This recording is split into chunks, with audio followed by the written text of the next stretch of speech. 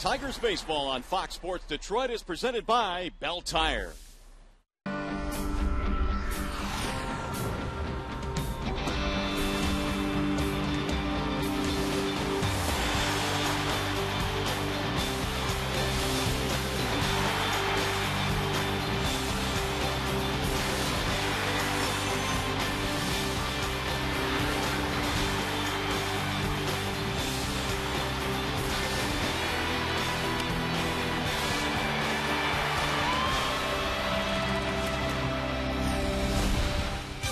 Tonight, the surging Tigers have their eyes set on first place. Winners of 9 of 11, Detroit is making a move in the division. Brad Penny takes to the hill tonight and has been the beneficiary of the club's hot hitting of late. It'll be a tough task for the Detroiters, though, as they face Eric Bedard of the Mariners, who handcuffed them here back in April. So as we get set for Game 2 in this 4-game series between the Mariners and the Tigers, let's send it back to the Call Sam studio and Mickey York.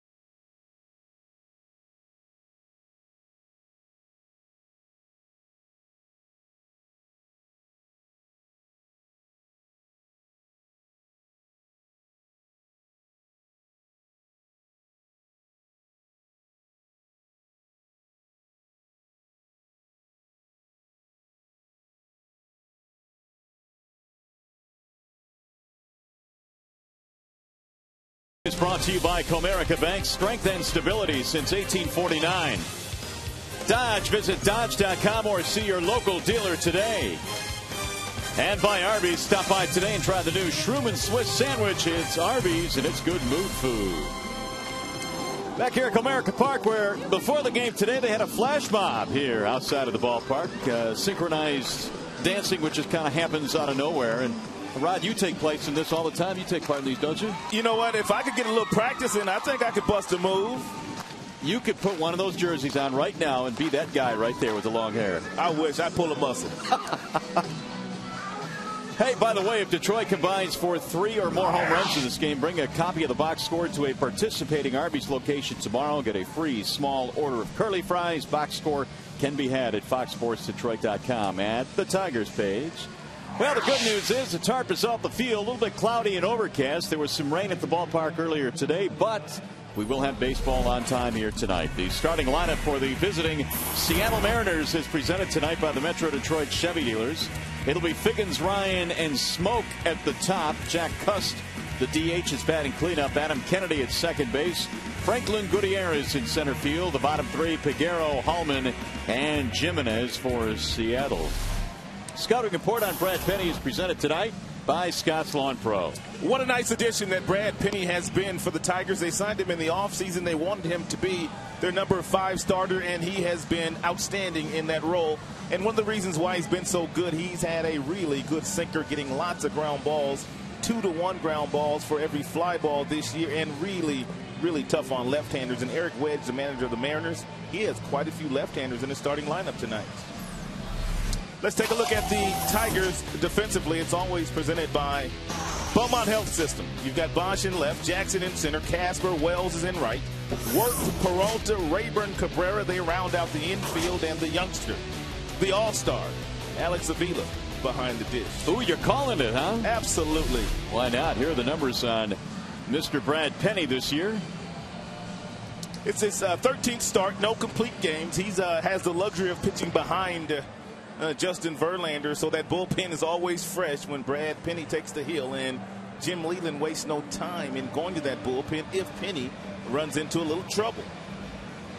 So Penny facing Seattle here tonight. The Tigers trying to make it 2 straight on this homestand after winning behind a very impressive effort last night from Justin Verlander, and a chance as well to reach first place. They come in 1 game back at Cleveland. What a run it's been for Detroit. Courtesy of Mr. Verlander last night, the Tigers won the opener quite impressively. So we're ready for baseball here tonight. It is not Ichiro leading it off. He is not playing tonight. He has struggled mightily of late, so he gets the night off. And in his place, Sean Figgins bats in the first spot in the lineup. Figgins, then Ryan, then Smoke facing Brad Penny. First pitch of the ball game is inside to Sean Figgins. I cannot ever remember a time when Suzuki got a night off other than being injured when he's played against Detroit. Ever. It's very rare to see him sitting on the bench right now. The 1-0 pitch.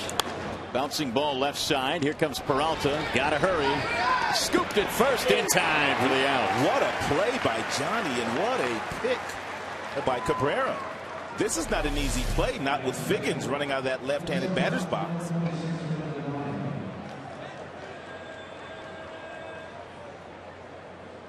Good call.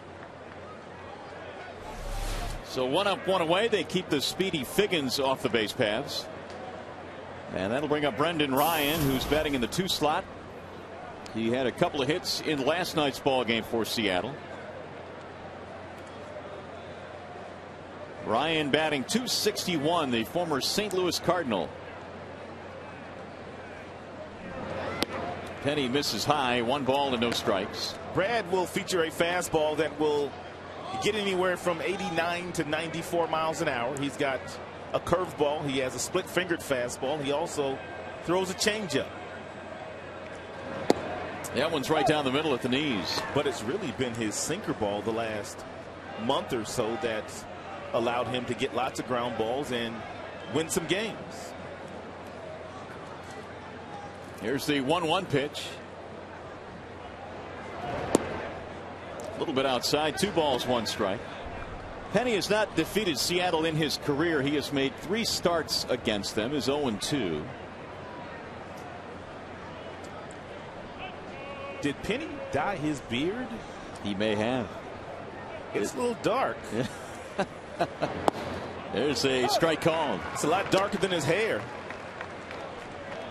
Well, there's a fellow out in San Francisco closing some games that apparently has done the same. Mr. Wilson, the closer. Mr. Penny sporting the full beard here tonight. 2-2.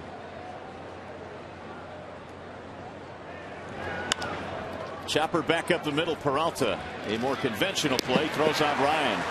If Penny continues to locate his breaking ball where he located that last one to Ryan, he's going to have another good day here. And we told you that Penny, coming into the start today, averaging 2 ground balls for every 1 fly ball. He's already thrown a couple ground balls.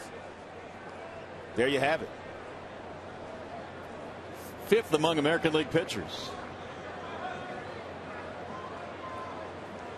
Justin Smoke will step in now. Smoke batting .249, did not play last night. He has been one of their better offensive players. 10 home runs. And he fouls it back out of play. Well, we're doing some research now, and here's what he looked like in Chicago. Yeah. Okay, that's the beard in Chicago. That's Memorial Day. That's here against Minnie. I don't know. Not a big difference. A little bit, not much. I can't believe we're actually researching this. He might want a commercial or something. You never know. Just for men? Yeah, why not? No balls, 1 strike on Smoke.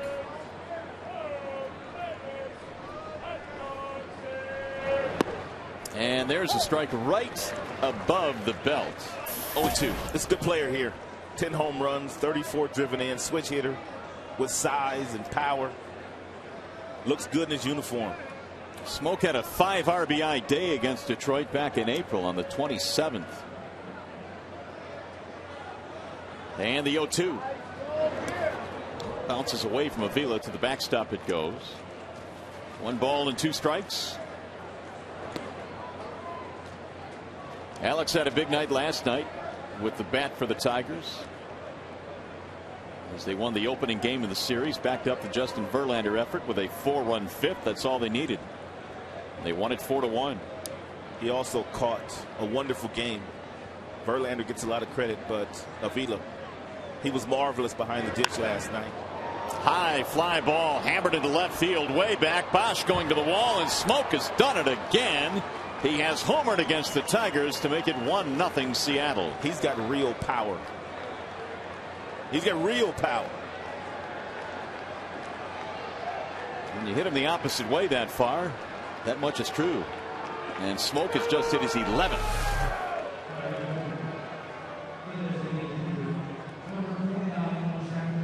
He didn't get a whole lot of help from Brad there either. A little lollipop breaking ball that stayed up. 390 feet on that home run from Smoke. And Seattle with the early lead tonight. That'll bring up Jack Cust. Big swing, 0-1. Maybe Eric Wedge, with the lineup that he ran out there last night against Verlander, he felt like the table setter kind of guys would have been better. Because Smoke didn't play, Cust didn't play, Peguero didn't play either. Another big, strong power hitter they have. And they're all left-handed. Here's the 0-1. There's a bouncing ball foul. No balls, 2 strikes. Yeah, we were kind of surprised last night looking at their starting lineup. Justin Smoke, who has been one of their better players, was not in there against Verlander. And in the end, Verlander, along with Valverde, limiting to Seattle to 5 hits on the game. Smoke probably happy he got that mental night off last night. 0-2.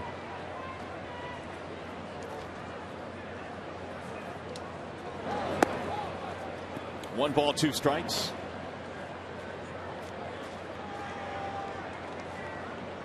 Meanwhile, Ichiro, who gets the night off tonight, was 4 for 9 career with a couple of RBIs and good numbers against Penny.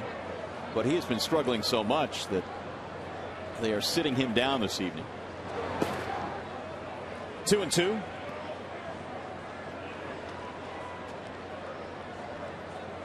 You see the numbers on Ichiro, and you were talking about how you can't remember him not playing against Detroit. He has started in 93 of the 94 games against the Tigers since breaking in here in the States in 01. There's strike 3 called. Penny gets Cust looking, inning over. They get a run on the Smoke homer.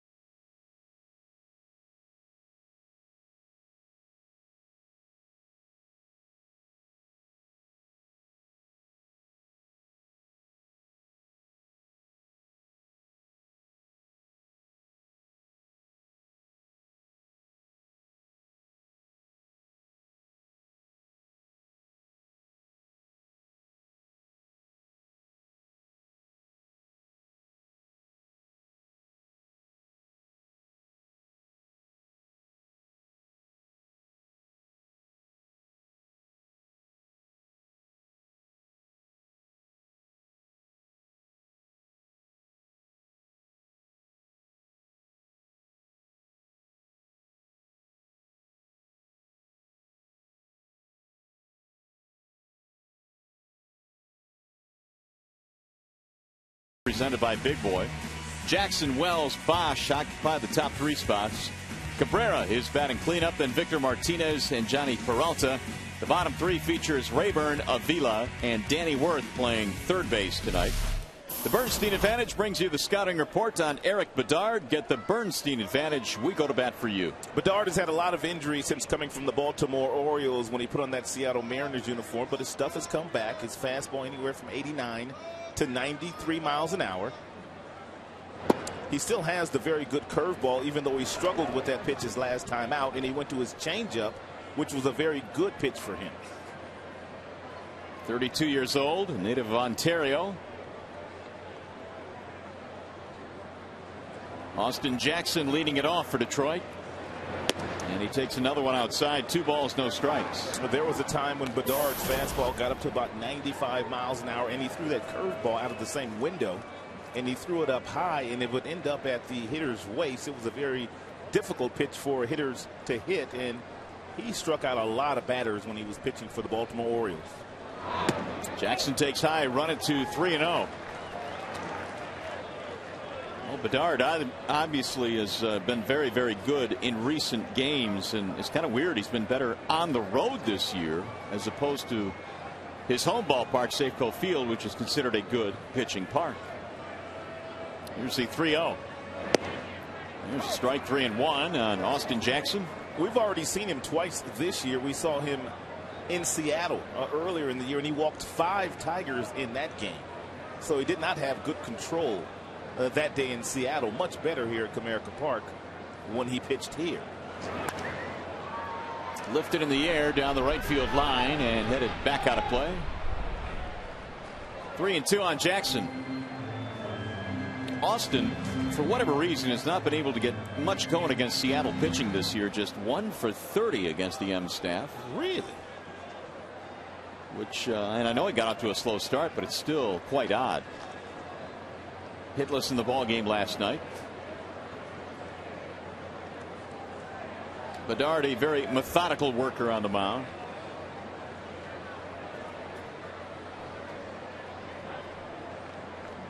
And the 3-2 coming home. He walked him. Leadoff man is on. Let's take a look at the Seattle Mariners defensively, presented by Tim Hortons. You've got Hallman in left, Gutierrez in center, Peguero is in right, Figgins, Ryan, Kennedy smoking the infield. Jimenez, he is the catcher tonight, and you know by now that Eric Bedard is their starting pitcher. Casper Wells batting in the 2 slot tonight for Detroit. A couple of home runs this year for Casper, batting .254.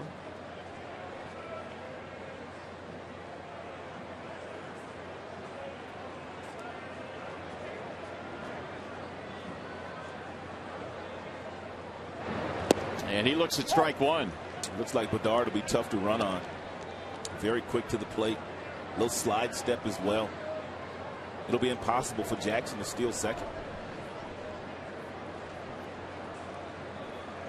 Jackson this year 9 steals and 11 attempts.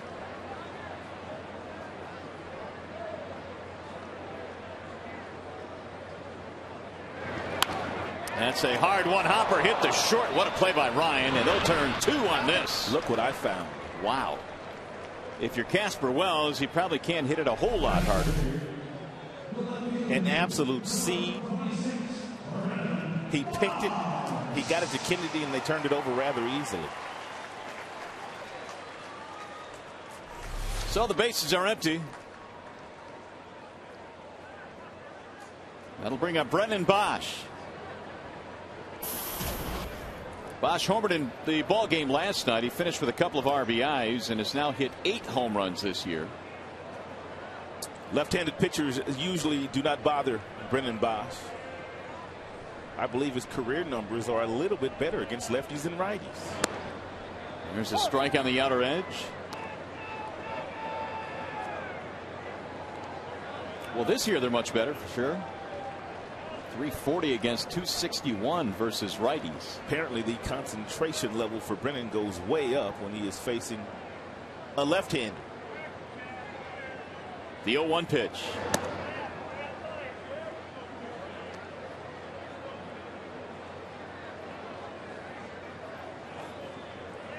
BOESCH has been much better here in the month of June. In fact, Brennan has hit 4 of his 8 home runs this month, and he's batting .424 in June.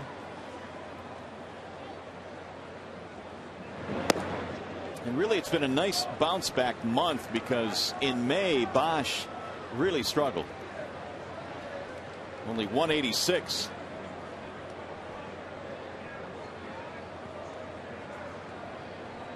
Two balls, 1 strike on the slugging outfielder. And the 2-1. Back out of play. 2-2. Hit a big home run in last night's game. Got a breaking ball up, a little cutter from Pfister, and he absolutely drilled it. The only question was the ball going to stay fair or not? And it did. Tigers scored all 4 of their runs in 1 inning. It was that 4-run 5th. Pfister pitched a good game last night. He had good stuff.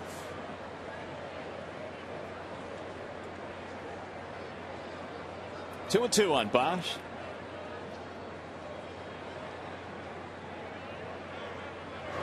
And he got him. Strike 3 on the outer edge. First strikeout of the ball game for Eric Bedard. We'll go to the second.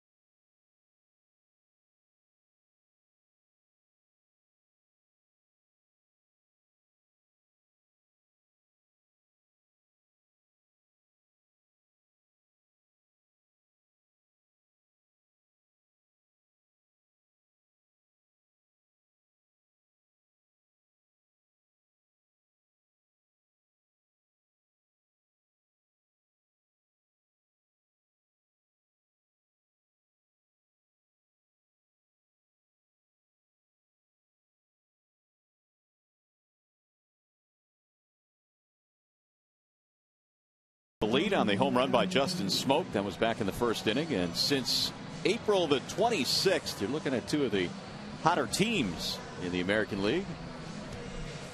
24-16 for Seattle, 22-18 for Detroit.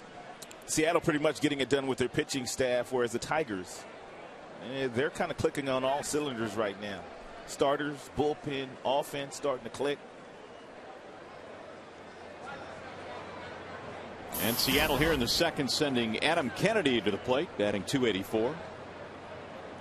A couple of hits last night for Kennedy, who was playing first base in last evening's game. He was playing second base tonight. Penny starts him off with a fastball up high, 1-0. .284 batting average for Kennedy. Seattle signed him as a minor league free agent in January.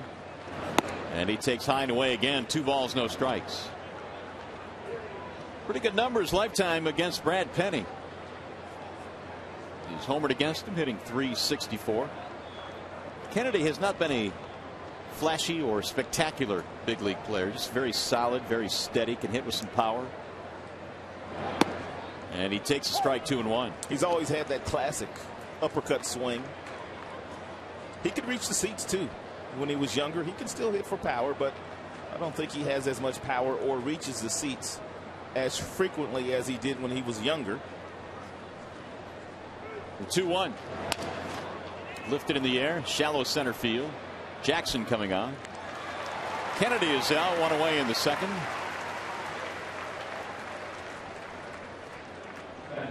That'll bring up Franklin Gutierrez.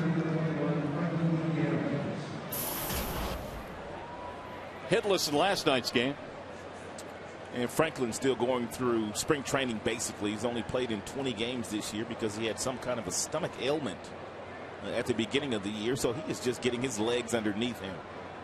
Takes a while after you leave spring training and you spend some time on the DL to get yourself back into good baseball shape.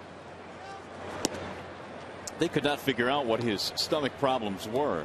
He lost quite a bit of weight, and he really didn't have a whole lot of weight to give. Outstanding defender. In fact, Gutierrez did not commit an error the entire season last year. A 1,000 fielding percentage. And many of the chances he handled were highlight reel type plays. Spectacular. Spectacular. As a matter of fact, he has not made an error since August of 2009. Wow. Here's the 1-1. Again to center field. Jackson coming in, coming hard, and he'll drop it. I don't know if he got the glove on it, but it gets by him. Gutierrez to second, and he's in there standing up. That may have been an opportunity for Jackson to leave his feet. And one of the things that we talk about regarding Jackson is very seldom, if ever, does he ever leave his feet. But if he leaves his feet here, he makes this play. No doubt about that. I think you're right. So he didn't actually drop it. He just couldn't quite get to it. 1 out, 2 base hit for Gutierrez. That's his 100th career double. And now the slugging Carlos Peguero standing in. Peguero, as a matter of fact, made his major league debut against Detroit back in April when he was initially called up.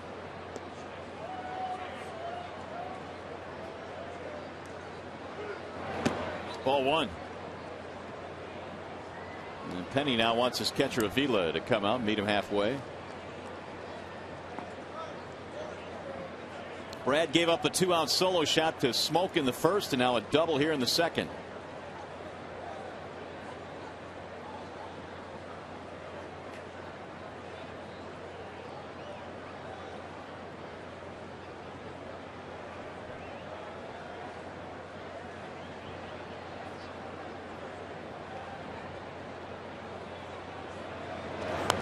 Fouled straight back. 1 ball, 1 strike.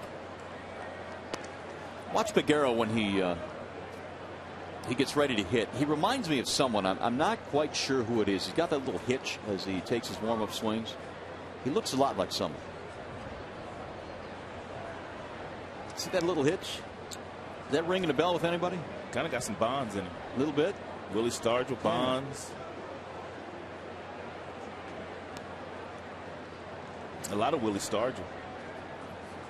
Mo Vaughn might be a good call too. It could be a little Mo in there.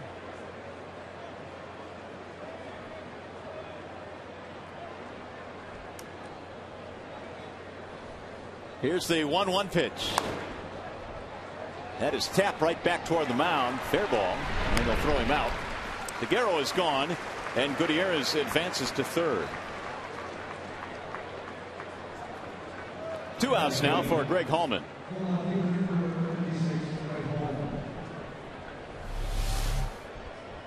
What happened here? It looked odd. It looked like it almost hit him on his foot. He should have tried to sell it as a foul ball. He wasn't going to beat it out. No, that's for sure. He needs to go to some acting school. Because there are some big leaguers that hit a ball like that, and they'll be jumping around in that batter's box. Oh, it hurt. Like it hit them, and they'll get the call sometimes. Here's Hallman.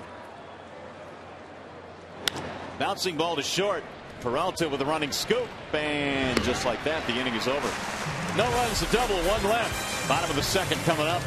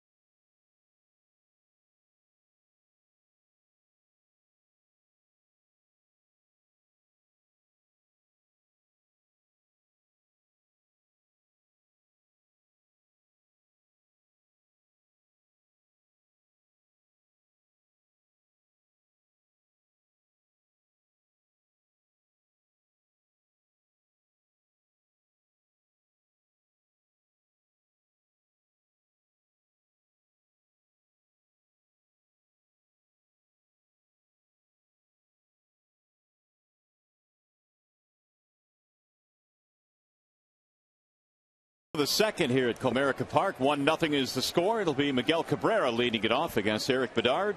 It'll be Cabrera, Martinez, and Peralta against the Seattle lefty. Bedard gave up a walk to lead off the first inning, but then got a double play.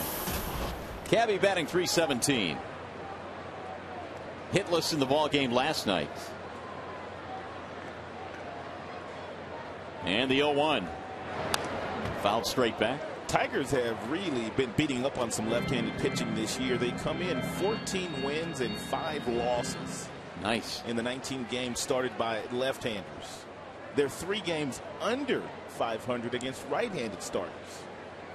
They've pretty much always been a good left-handed hitting team for the last 5 years. I was going to say, remember the 06, 07 teams? They would just punish lefties. Wouldn't they, though? Even the good left-handers. Guys like CC Sabathia. Heavy right-handed hitting lineups. He had guys like Pudge and Maglio, Sheffield, Monroe, Timms. Inge was playing big fly in those days as well. How's Brandon doing? You seen Brandon yet? I haven't seen Brandon yet. I know it's got to be driving him crazy that he's not able to play. Of course, he's out with the mononucleosis. And I was talking to some of the Tiger trainers, and they said, well, you know, that could take up to a month. So, not for Brandon. Yeah, you would think it'll be much less than that, but who knows? 1 ball, 2 strikes on Cabrera.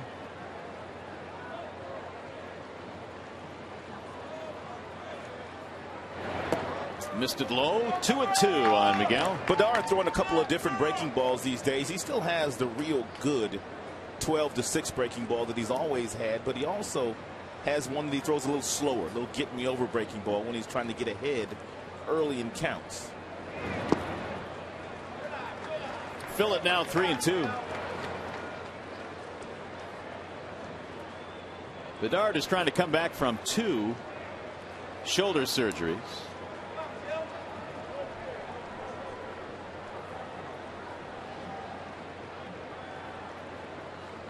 Missed all of 2010. Labrum surgery in 09. 3-2 pitch. High fly ball, right field. It'll stay in the park. Figueroa is under it. Hey fans, this July baseball's biggest stars will gather together in the Arizona desert for one spectacular night in this summer's biggest event as Fox brings you every thrilling moment of the 2011 MLB All-Star Game. Coverage begins Tuesday, July 12th, live from Phoenix at 8 p.m. Eastern on your local Fox station. It'll be toasty. So who in your mind right now should be the Tiger representatives based on statistics alone? I go Cabby. Yeah. I go Verlander. Yeah. I go Peralta, Avila, and Valverde. Ooh, all those guys? For me. Yeah.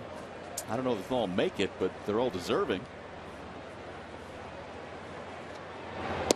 There's a strike called on Victor Martinez. Valverde got another save last night, which I think puts him second in the American League. 15 of 15. 16 of 16, I'm being told. Last night was 16. Right behind Brandon Lee, who leads the league with 17. There's a pop-up. Left side of the infield. Figgins coming in and giving way now to Ryan. Would you disagree with any of those? No, I wouldn't. I mean, they may not all make it because you run into situations where some team just has to have one person represented, and it might be, say, a shortstop on some team. That means Peralta might not make the team, but he deserves to be on the team. Yeah, based on numbers, certainly they are deserved. And I think a lot of it matters as well in how many Ron Washington is going to take from his own club, because managers every year, more times than not, will take a few more of their guys if they can. Peralta fouls it back out of play. No balls, 1 strike on Johnny. Sits safely down his last 4.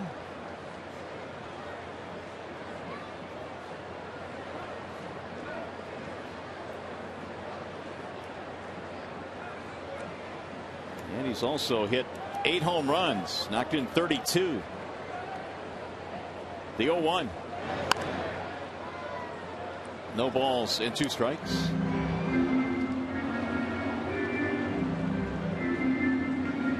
Johnny's numbers are up this year from last year.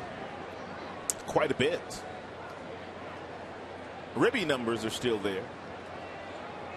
But that batting average is way up.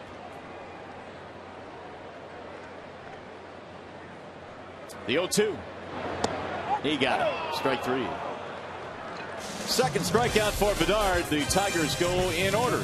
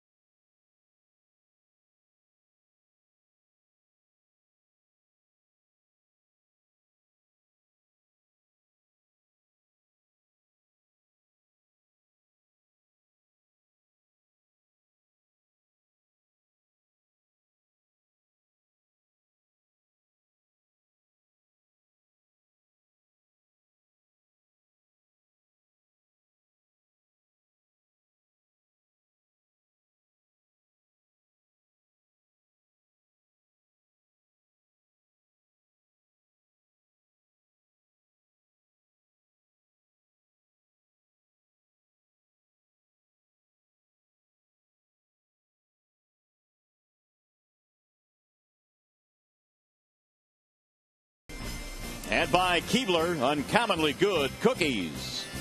You are listening to the sounds of Valentiger. We play the pregame concert here at the ballpark. Notice how I timed that right up to the vocals? Yeah, you did. I got lucky. By the way, you can vote for your Tigers McDonald's Player of the Game, presented by the Angus Third Pounder. Using your cell phone, text Tigers followed by a space and then the player's uniform number to 37338. Or you can vote online at foxsportsdetroit.com.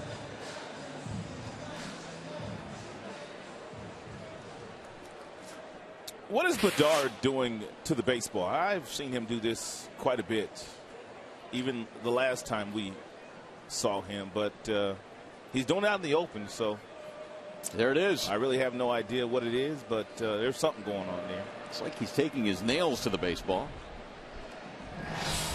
Anyway, here come the M's as we go to the top of the third now. It's Sean Figgins, or I check it, Jimenez, then Sean Figgins, and then Ryan, the 9-1 and 2 hitters facing Brad Penny. Jimenez, the former Cleveland Indian, wearing Seattle colors these days. And batting 188. The 0-1. Lifted in the air, right field. Casper Wells drifting, and one gone. Time to head back to the studio for a game break. Here's Mickey York.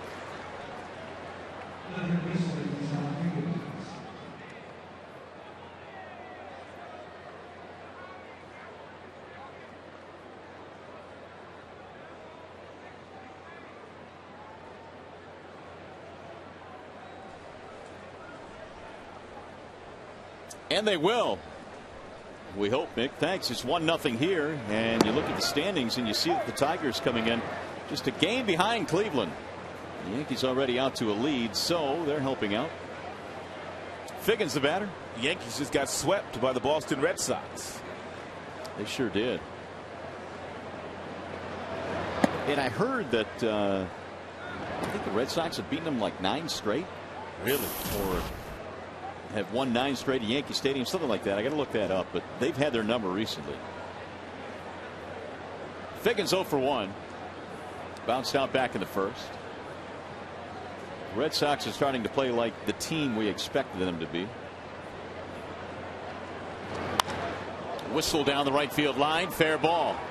Figgins can run, so he'll motor to second. Here comes the throw. It's not in time. Wells made that close. 2-base hit for Sean Figgins. When you go inside against a left-hander, you really have to get inside. This one doesn't quite get where Avila wants it. It leaks right back over the plate, and it's drilled by Figgins down in that right field corner. And even though he has good speed, Castor Wells has an outstanding throwing arm. He made that play close.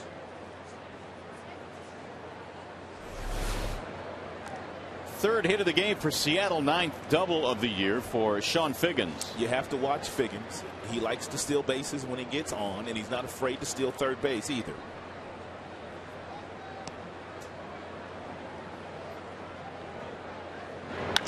Bouncing ball to short. The backhand by Peralta, 2 gone. Runner advances. So Ryan has chopped to the shortstop twice in this game.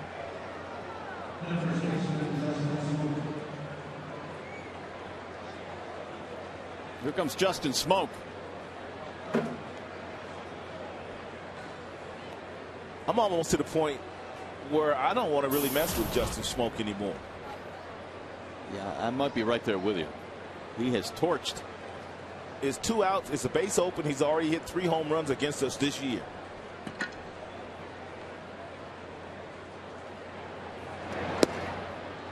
Strike 1.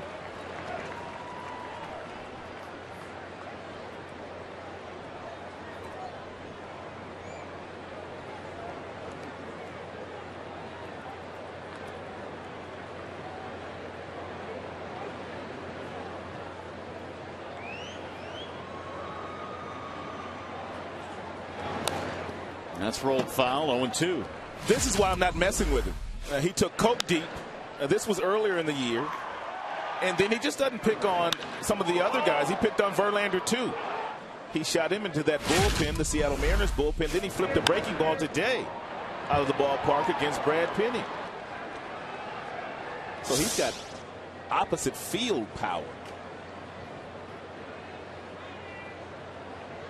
And the 0-2 pitch. Soft liner to second and caught there by Ryan Rayburn. Inning over, no runs. They get a double. Strand a man. We'll go to the bottom of the third.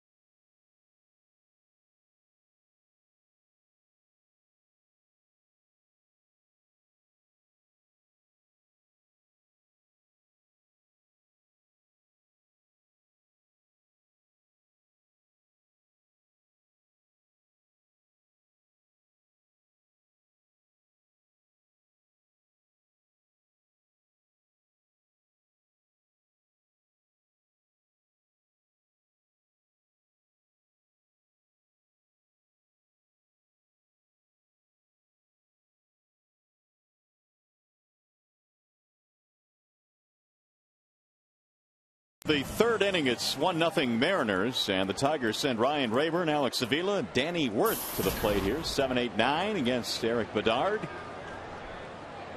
Rayburn 0 for 3 last night, batting .203 on the year. And Bedard starts him off with a fastball away, 1-0.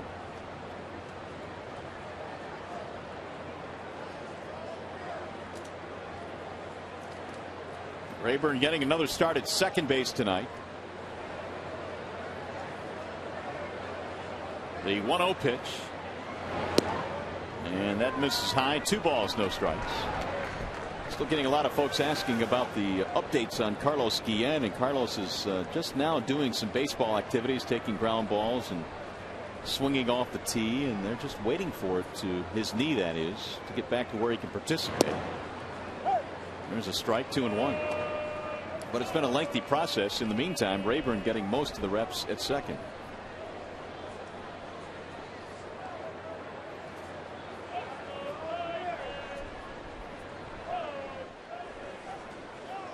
Here's the 2-1 pitch. 2-2 on Rayburn.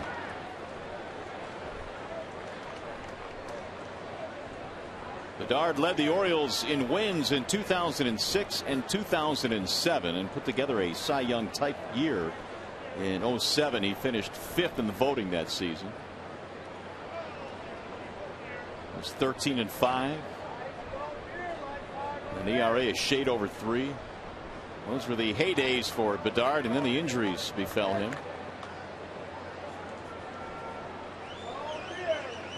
40 wins as an Oriole. Numbers not bad when he stays healthy.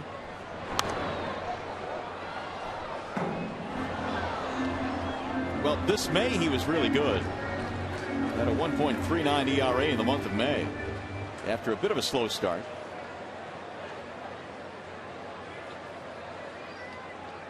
The thing about Seattle is, with the horses they have at the top in Pineda and King Felix, if you add Bedard, who's pitching well throughout the course of the summer, they could be a factor in the West. They certainly are right now. 2-2 on Rayburn. Ryan was hoping to gain some momentum after that grand slam that he hit in Chicago. It certainly turned out to be a huge hit in that series. The Tigers took 2 out of 3 from the White Sox, but still has not been able to find that consistency offensively.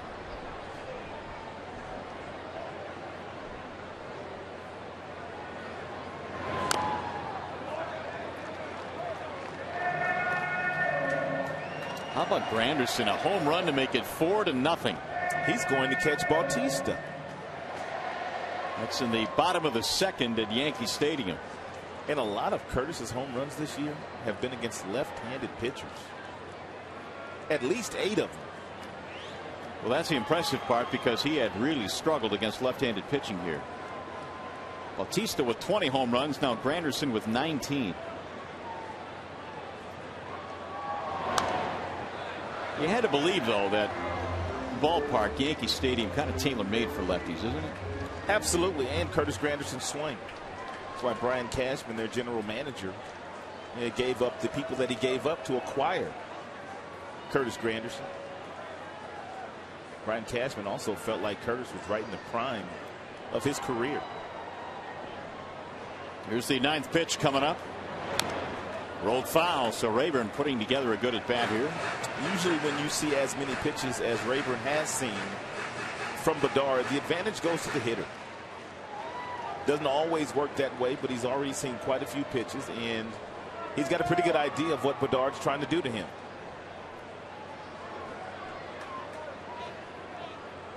Two and two. Swing and a miss. It ends up in a strikeout, and that is the 3rd of the game now for Bedard.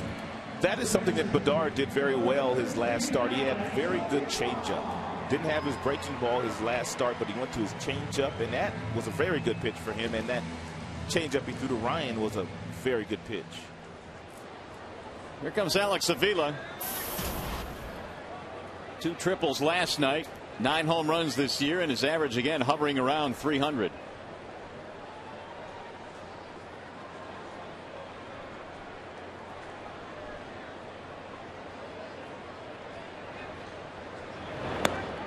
There's ball 1. By the way, after Granderson hit that home run, Fausto Carmona hit the next batter, Mark Teixeira, and the bench is empty at Yankee Stadium. Mickey York will be by in a little bit to have that highlight. The Yankees been getting drilled. They have. Beckett hit Jeter yesterday, and he also hit A-Rod. The 1-0. 1-1 on Alex.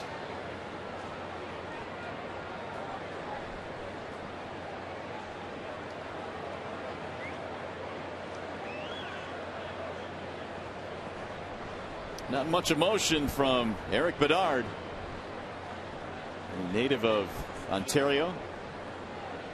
The 1-1 pitch. Swing and a miss. Bedard's got some deception in his windup. He will turn his back. You will see his number 45, and that's what you're looking at as a hitter. And he just kind of swirls around, and he hides the baseball very well. That's how he can get away with a 91-mile-per-hour fastball right down the middle on occasion.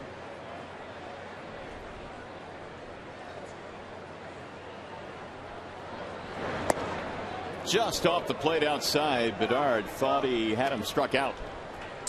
This is what Avila's looking at. The hip turn. You see the number. All of a sudden, here comes the baseball out of nowhere. And he's throwing across his body.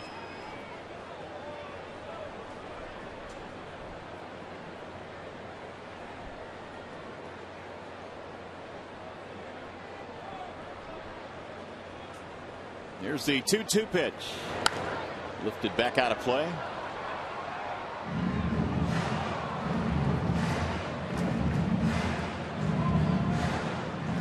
Talking to Alex about his triples before the game today, and mentioned that in most other ballparks they would be home runs. But here at Comerica, you hit it out to right center field, and more times than not, if you have any type of speed, you'll get yourself a triple. And Avila got 2 of them, which is not something that is the norm for a catcher. Bouncing ball to short. Ryan off to his left. Avila is out. 2 outs. Time now for the Farmers Insurance report card. And it concerns Mr. Bedard. North of the border, Eric Bedard, a native of Navan, Ontario, is one of 20 current Canadian-born players in Major League Baseball. That's quite a few. More than I thought. Because, you know, a lot of those kids don't really play a lot of baseball when they're growing up. In his hometown near Ottawa, Ontario. But there really have been some good ones over the years. Larry Walker comes to mind. Fergie Jenkins. Yep. Danny Worth fouls it off.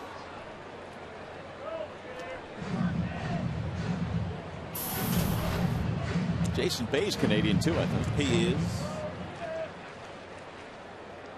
0-1 on Worth. Danny 6 out of 14 with the bat since being called up from AAA Toledo.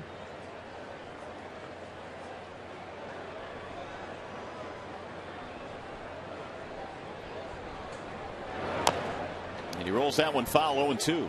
Any word on Maglio out of the clubhouse today? Still probably shooting for Monday. I didn't hear anything new. So a couple of more days and Maglio should be ready to rejoin this team. That's a long rehab stint for a guy that just spent 2 weeks on the disabled list. Well, fortunately for Jim Leland, he has really gotten some good production out of BOESCH and Dirks when he has played, and Casper Wells.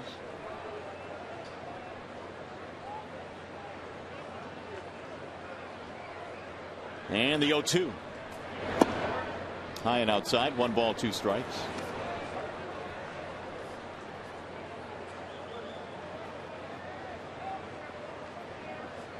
Three strikeouts so far for Bedard. The only base runner the Tigers have had. The leadoff walk to Jackson, but he was erased on a double play. Didn't go. 2-2. Danny's defensive skills have never been questioned. He is outstanding really at just about any infield position with the glove. The hope is, though, that he can hit consistently at the major league level, and if he does that, he can be an everyday player. The 2-2. 3-2.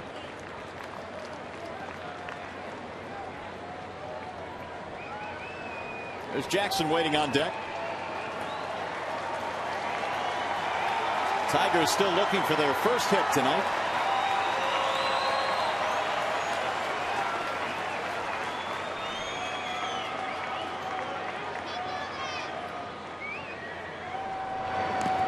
And he stays alive. 3-2 on Danny Worth.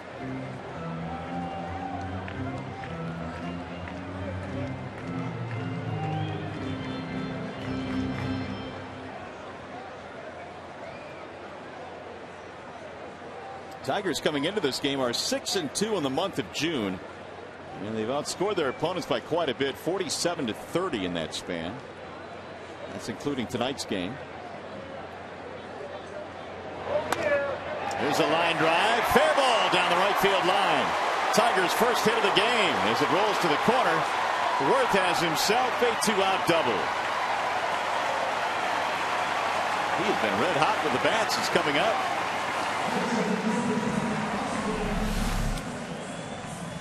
It's a nice piece of hitting by Worth. Looked like the ball was tailing away from him. He kept his head down and sliced it down into that right field corner. That replay courtesy of Foxmo. Bedard tried to backdoor him with a little breaking ball there.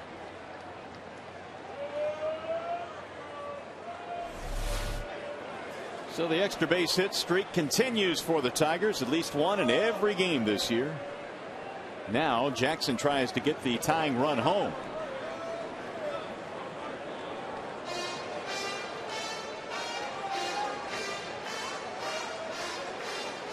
Let's take one more look here at Danny Worth when he gets around first base. When we talked about Avila yesterday hitting a triple and making up the mind by himself. Now here's where you need your third base coach. You need to be looking at your third base coach. He'll tell you what you need to do when that ball's in the right field corner, because you shouldn't be looking behind you. Jackson takes strike one. They remember we had a situation in yesterday's game where Alex Avila hit a ball into the right center field gap, and he got to second base, and he made the decision himself. You can see that ball in front of you, but that ball Worth couldn't see, so that's where you need your third base coach.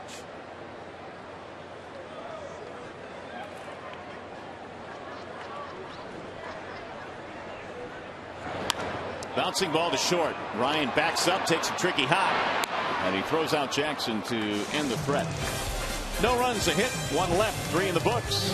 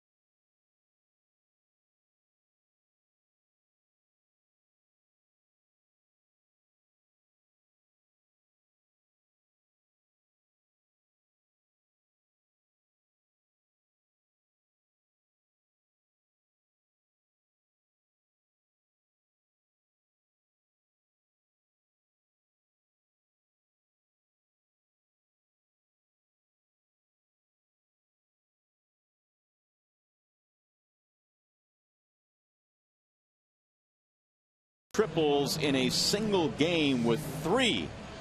That's the Tigers record. Of course, Avila had 2 in a game last night. Well, since we're talking about them, we may as well show them to you. He just has a pretty swing right now. One standing up, one sliding. It's nothing like a stand-up triple. No, nothing like that. So the Tigers down by a run as we go to the 4th inning tonight here at the ballpark. Jack Cust will lead it off. It'll be Cust, then Kennedy, and then Gutierrez. Facing Brad Penny.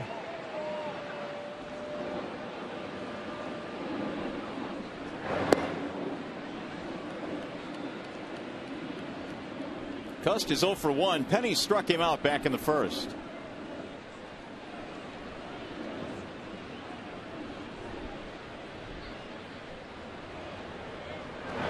The Mariners picked up Jack Cust. I think they expected a little bit more power than they have gotten out of him. Just 2 home runs so far this year, and he didn't hit his first one until May the 23rd.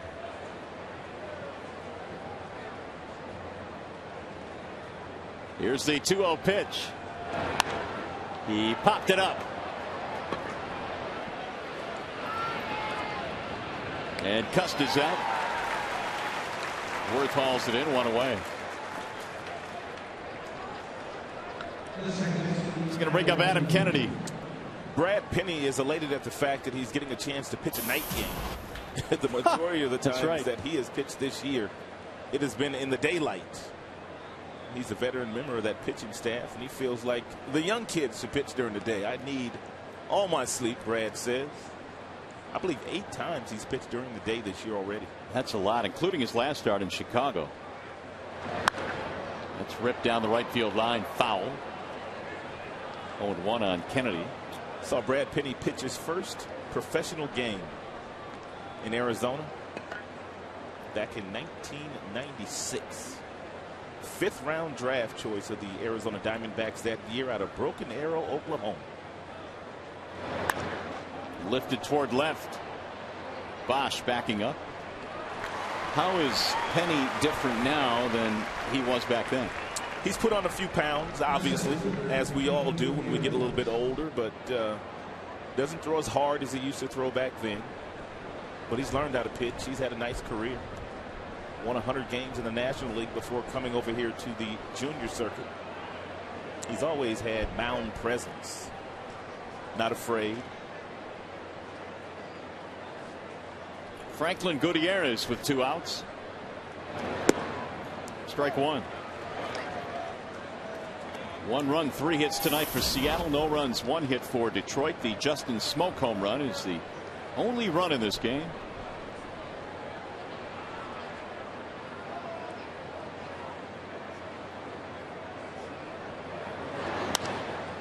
Toward right field, slicing away from Wells. He's coming hard and he can't quite get there. Souvenir. 0-2.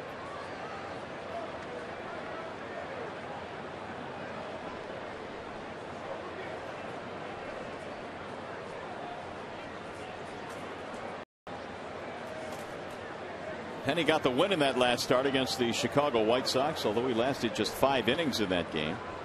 Gave up 3 runs, 8 hits. And he has won 4 of his last 5 decisions.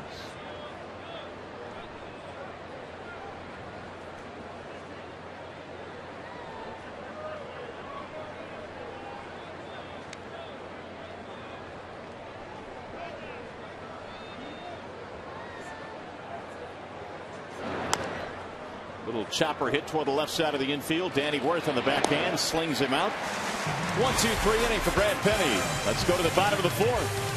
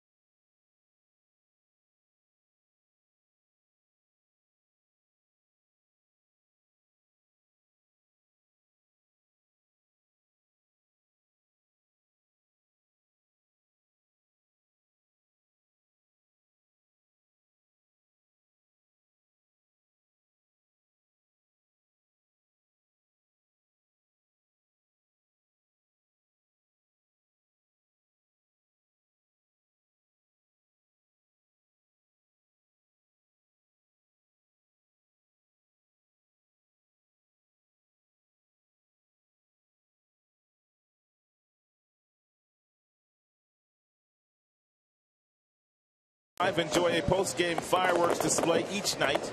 For tickets, call 866-66-TIGER or log on to tigers.com.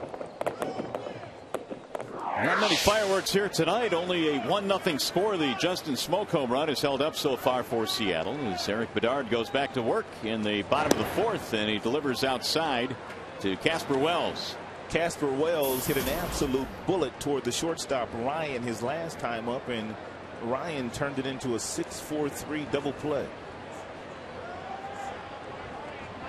Tigers had only 2 base runners tonight. The walk by Jackson prior to that double play, and the double by Worth in the third, but they couldn't score him. Wells, Bosch, and Cabrera here in the Tigers' 4th inning. 2-1. Talked about the Tigers came into play tonight. 14 wins and 5 losses when a left-handed starter opposes them, and Casper Wells responsible for some of that damage. He gets most of his reps against left-handers.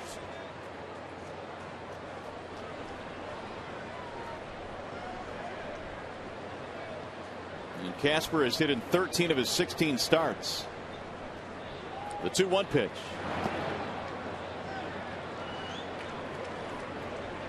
3-1 on Wells. Good hitters count.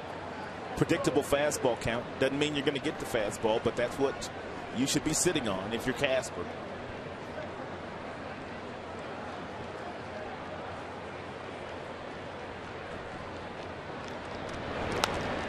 Fouled it away. 3-2 at 90 miles an hour.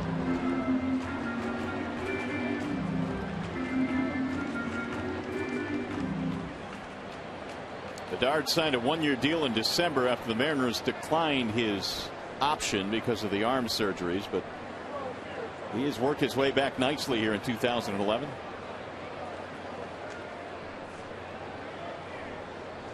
He's gone 3-2 on Wells.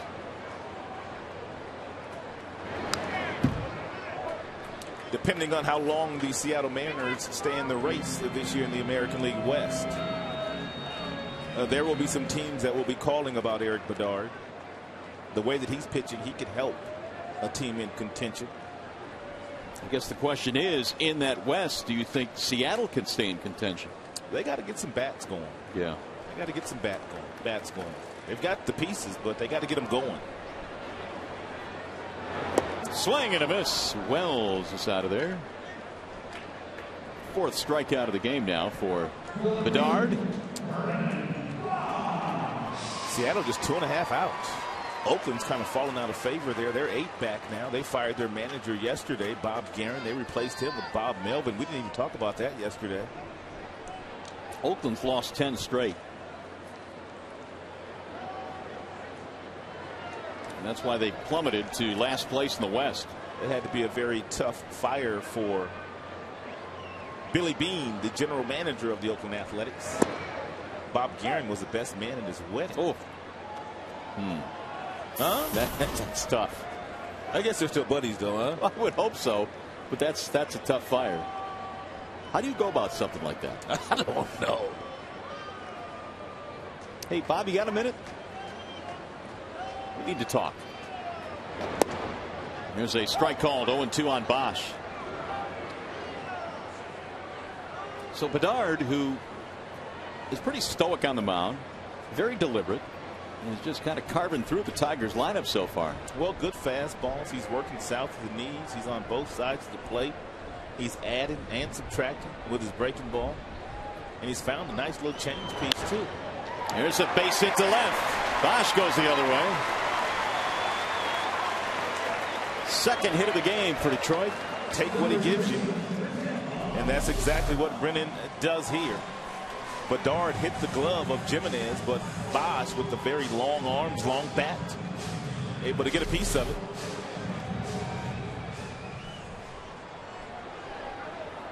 $11 knocks the opposite way for Brennan Bosch this year. 18 up the middle. When he goes to right field, that's when he does most of his power damage. Here's Cabrera. High fly ball, center field, not deep. Gutierrez is still waiting for it, and it finally falls into his glove.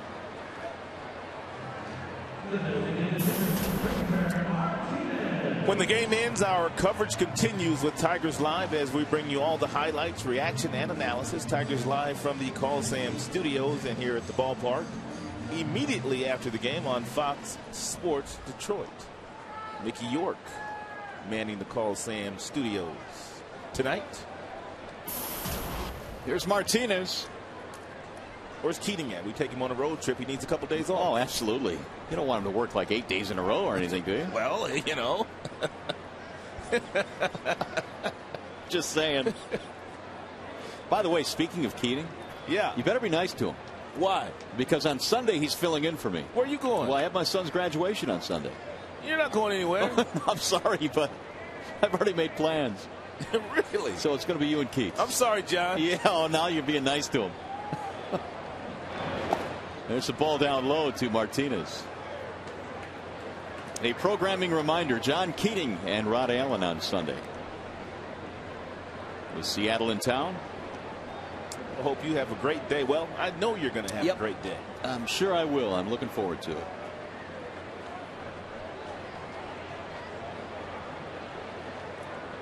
Ratings are likely to skyrocket on Sunday. That's right.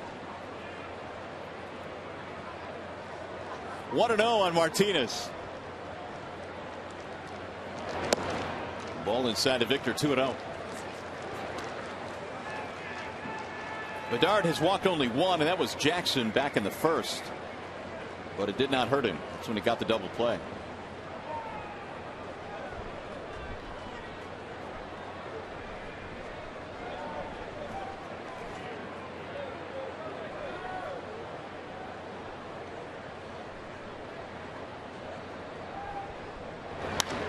Driven to right field, hit well. Figueroa going back to the track, to the wall, and that ball is gone. A line drive home run for Victor Martinez, and the Tigers have the lead.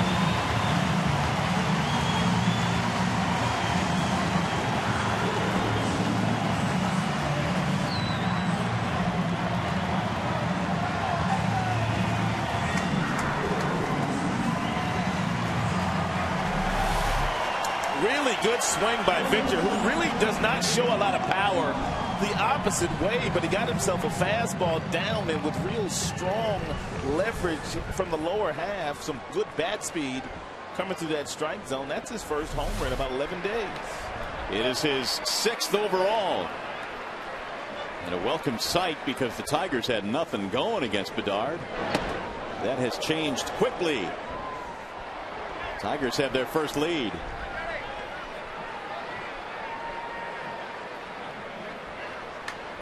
May the 30th was Victor's most recent home run. Prior to that one, it was against Minnesota. Here's the 1-0 to Peralta, right at the knees, 1-1.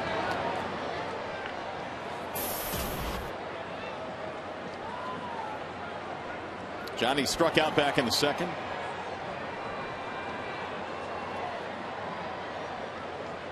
That home run was the 9th allowed by Bedard. That is a team high. 1-2.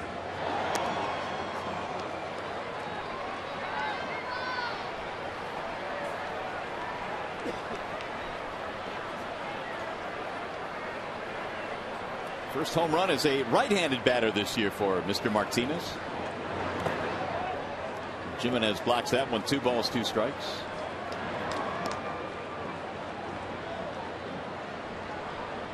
There is your graphical proof. And the other 5 left-handed. And Martinez continues to do what the Tigers expected him to do, provide punch in that 5 spot behind Cabrera. Missed it inside. 3-2 on Peralta.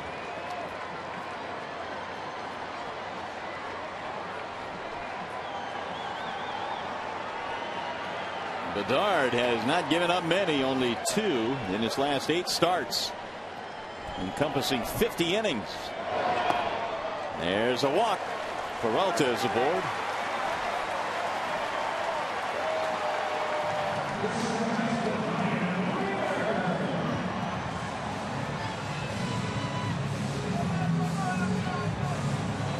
70 pitches now for Bedard.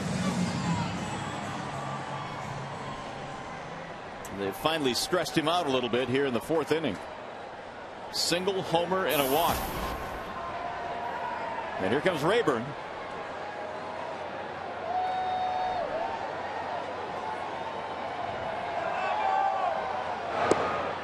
Strike one to Ryan, who fanned back in the 3rd inning.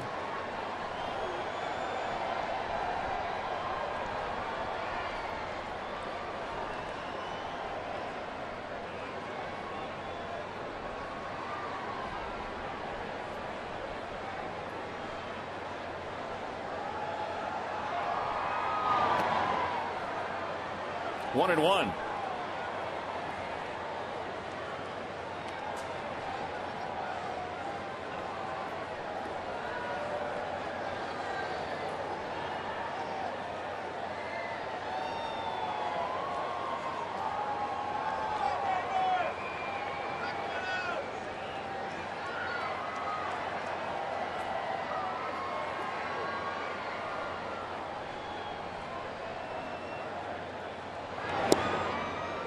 Right on the outside part of the plate. 1 ball, 2 strikes on Rayburn.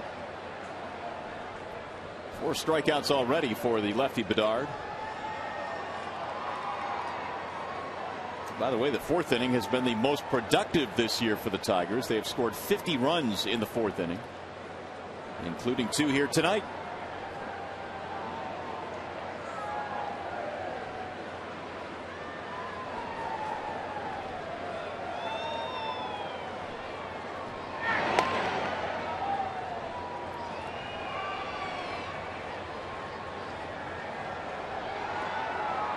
Peralta has walked after the home run by Martinez.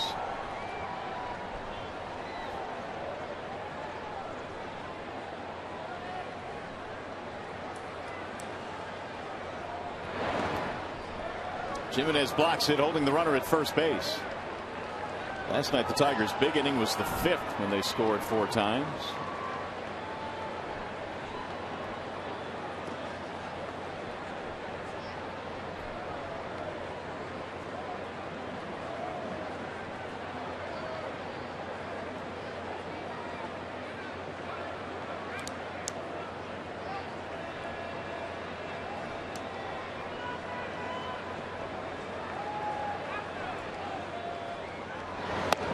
Got him, strike 3, and Rayburn is punched out of there, and he can't believe it. 5 strikeouts for Bedard. Tigers get the home run to take the lead. Martinez hits one into the front row.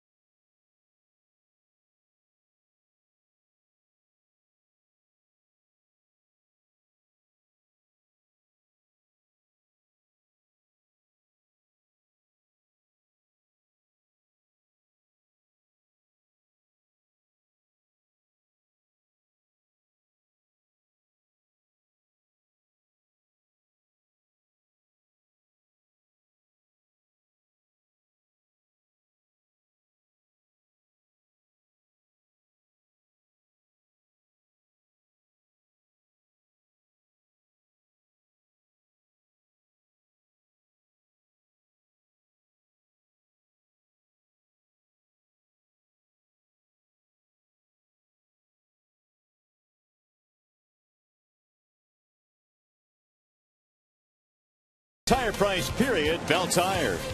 And by Motor City Casino Hotel, 1,000,000 miles away, right down the street. Now I can handle that. 2-1 is our score as we go to the 5th. You could punish that thing, couldn't you, Rob? He got a pretty nice stroke. Line drive, straight ahead. Indeed. Well, the Tigers have taken the lead on a home run by Victor Martinez. Two-run shot. Carlos Peguero leads it off, then Greg Hallman and Chris Jimenez. 7, 8, 9 as we go to the 5th inning. We were trying to figure out kind of who he looks like in that batter's box. Manny. Oh, yes, indeed. Manny. Only from the left side. Yep. Ball 1. Yeah, he's got that little hitch. Oh, no doubt. The way he wiggles the bat, puts the bat out in front. That's Manny Ramirez. Yes, it is. Good call.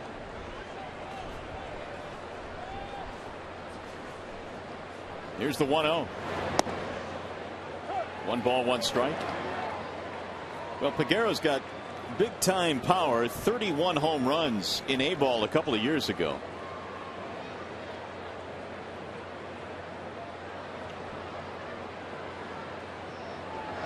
You know where I got that from? Where'd you get it from? Remember the batting stance guy we had a couple years ago? Is he still around? I don't know. You remember him? I remember. He was actually pretty good. He was on a few people. But there's a shelf life for that stuff, I guess. It took a lot of practice to get as good as batting stance guy got. 2-2. Batting stance guy. I'd forgotten about him. Peguero to be followed by Hallman and then Jimenez.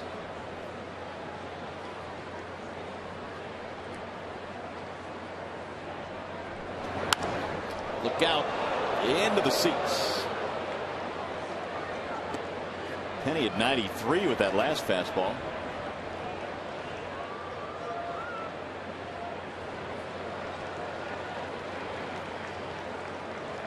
Peguero is only 24 years old.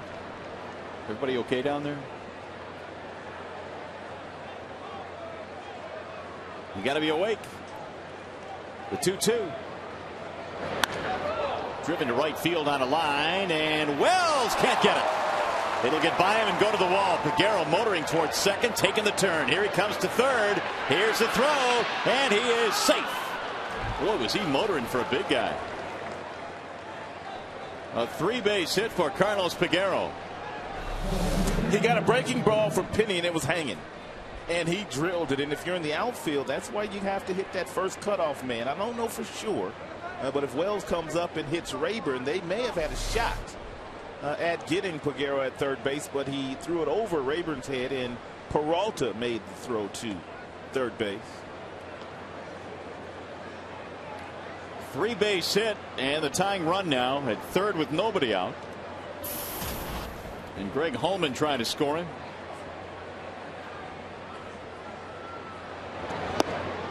Strike 1 from Penny. It'll be the 4th hit of the game now for Seattle.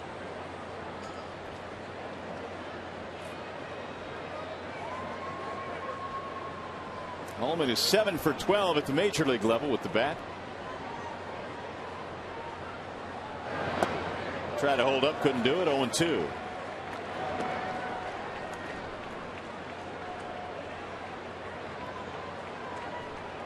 We talked of Peguero's big-time home run numbers in the minor leagues. This guy's had some as well. He's hit over 115 home runs at the minor league level, including 33 at Tacoma last year. Trying to pick up Peguero here. The 0-2 is low.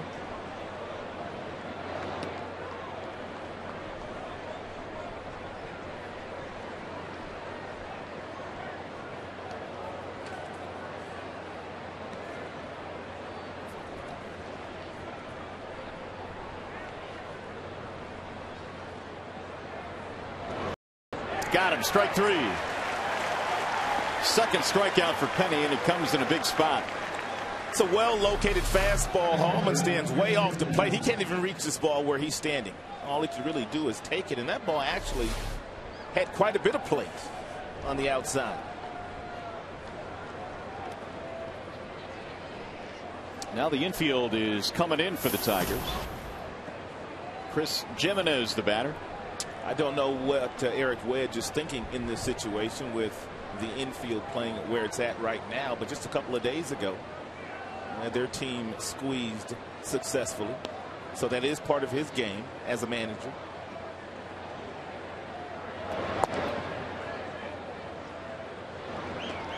Peguero taking an aggressive lead down the line at third base.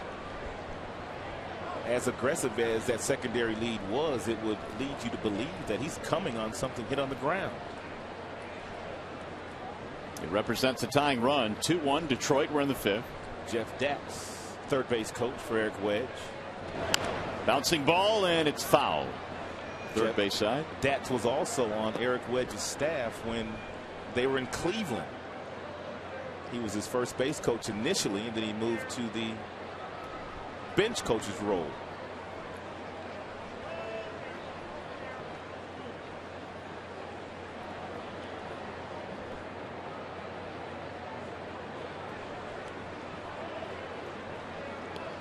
One ball, one strike. Penny trying to pitch out of a jam here in the fifth inning. A leadoff triple by Peguero.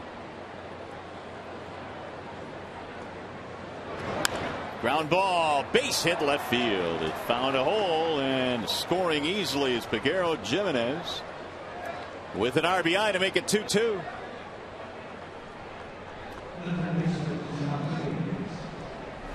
Infield in, no chance for Peralta nor Worth on the left side of that infield. And even if Johnny was playing his regular depth, he may have been able to get to that ball, but he would not have thrown Jimenez out. We'll bring up Sean Figgins. We've talked about how Ichiro is struggling mightily. That's why he's not playing tonight. Figgins, although he has a double in this game tonight, has also not been swinging a hot bat at all. He came in sixth for his last 63. And Johnny Peralta took a base hit away from him his first time up today. The ball in the hole, he backhanded it and still was able to throw him out with a firm throw across the diamond, but Cabrera picked it out of the dirt.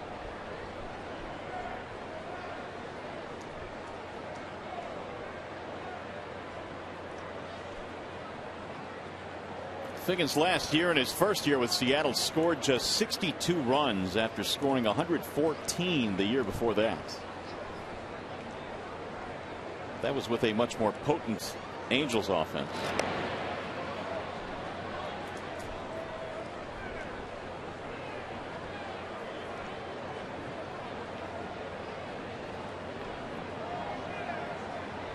Sean did a lot of running with the Angels, hit 291. Wearing a Halos uniform. And Penny deals a strike. 1-1.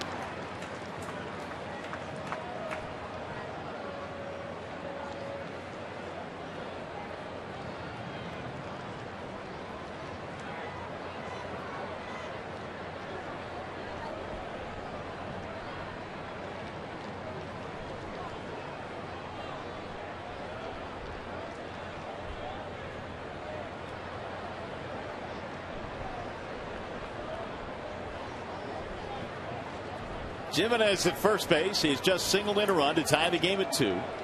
M's about hit the Tigers tonight 5-3.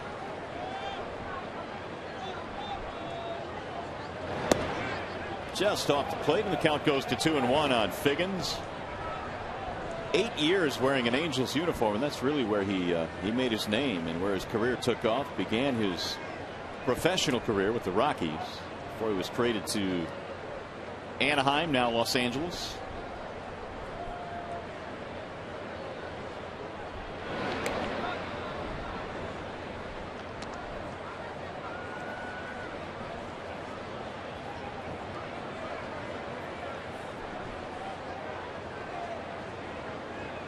And another throw. Jimenez dives back in there. Well, Jim must feel like this is a hit and run count for the Seattle Mariners. He's the one that gives the orders to Avila, who passes those along to Penny, and when he wants him to throw to first base.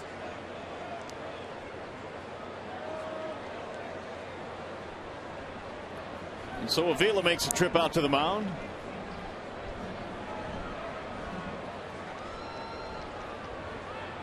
Penny gave up the home run to Smoke in the first. Nothing in the second, third, and fourth innings. And then the leadoff triple here in the fifth. That comes in to score on the single by Jimenez.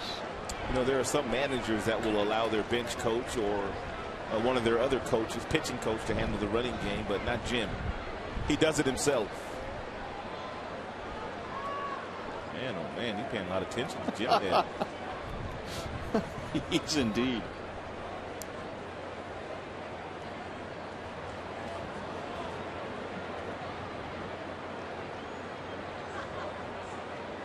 And the runner goes, and it's slapped toward left, foul. Well, Jimenez will turn around. 2-2 on Sean Figgins.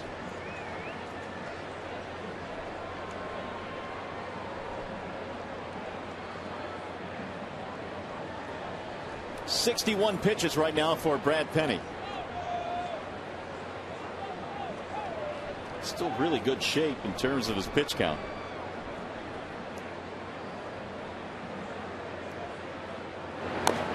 Chop foul.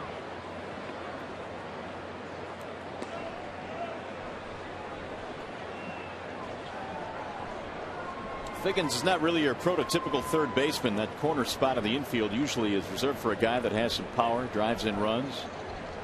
Figgins' game is to get on base and to have someone else drive him in.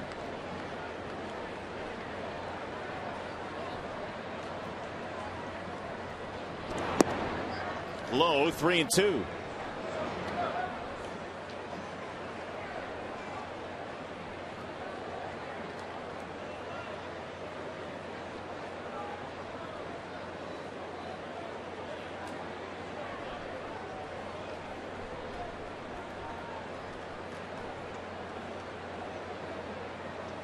Runner goes on 3-2, ground ball. Peralta can't get there. It's under his glove as he tried to backhand it. Jimenez gets to third in Seattle now with runners at the corners.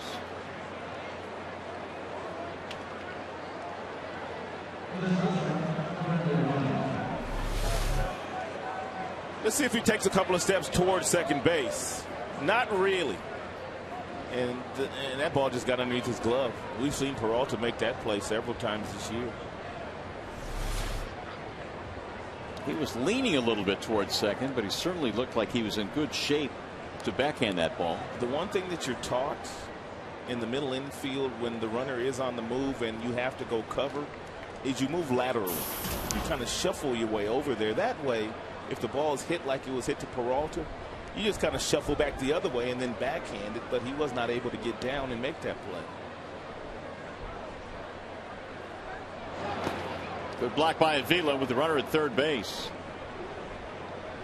Well, Penny has a chance of getting out of this inning without giving up another run if he can get Ryan to hit the ball on the ground, but he has to keep Figgins at first base too. He is a tremendous base stealer. Ryan has grounded out to the shortstop twice.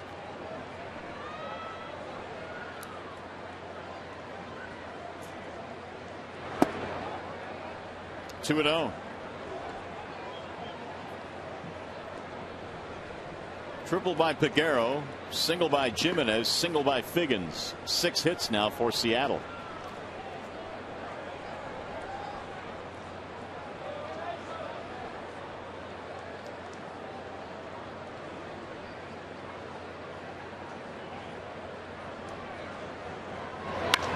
There's your bouncing ball. Peralta has this one to second one. Relay in time. Nicely done. 6-4-3. And you're watching Tigers baseball tonight, presented by Bell Tire.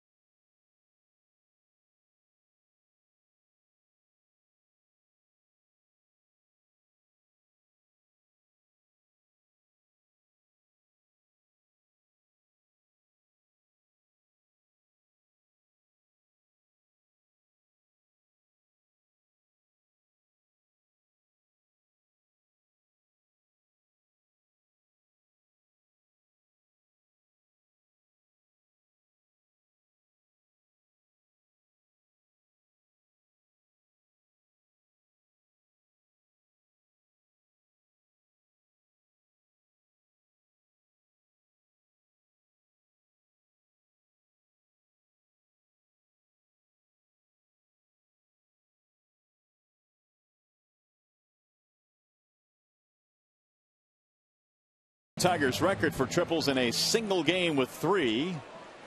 Charlie Gehringer back in 1929 at Washington. He had 3. The mechanical man had 3 3-baggers. That's your record for the Tigers franchise. Here's Avila leading things off now in the bottom of the 5th inning. 2-2 game. Seattle has come back tied up. Avila cuts and misses. 0-1. Alex, and then Danny Worth, and then Austin Jackson.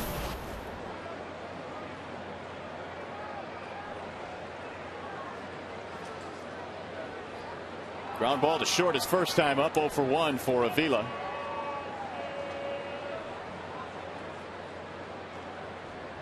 Here's the 0-1 pitch.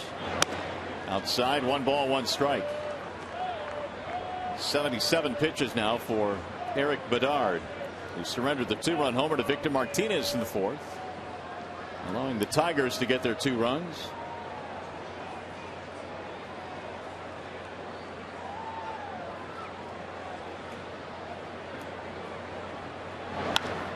Driven in the air toward left field, hit pretty good.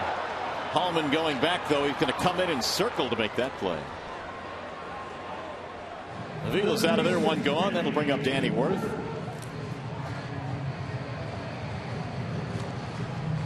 Worth had a double but did not score back in the 3rd.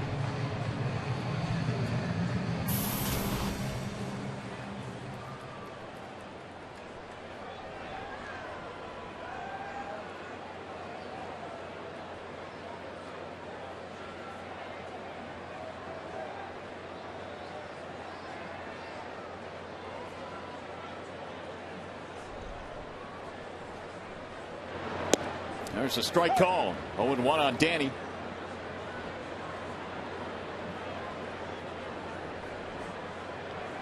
Tigers back on May 23rd were 7 games behind the Cleveland Indians.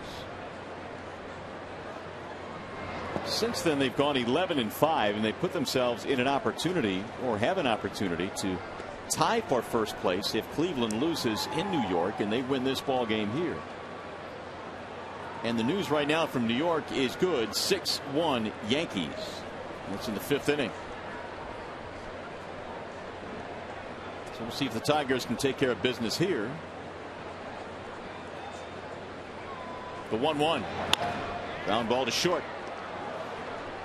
Ryan's been busy tonight. And there are 2 gone. By the way, here's a reminder about this Monday's makeup game against the Tampa Bay Rays here at Comerica Park. Game time is at 7:05 here at the ballpark. For tickets, call 866-66-TIGER, or you can log on to Tigers.com and get a whole lot more info there. The Tampa Bay Rays coming to town to make up that game that was rained out back in the month of May. It was to be an off day for the ball club. Here's Jackson with 2 outs. He shoots 1 foul back out of play. 0-1. Would we say 37 games in 38 days because of those rainout makeups? Yes. It's really kind of a grueling stretch for the ball club, but yet they continue to play well through it. When the Tigers started the series in Chicago, that was the start of 20 straight, and then there's 1 day off, and then 17 more leading up to the All-Star break. 0-2. Well, we got through the month of April with no problems at all, while much of the major leagues was getting rained out, but it caught up with us in the month of May. And so June has had a couple of off days taken away.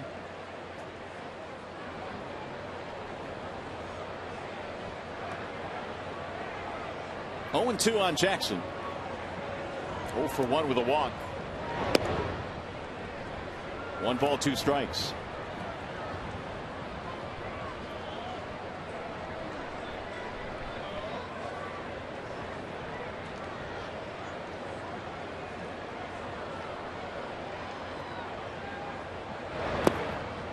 Two and 2 on Jackson.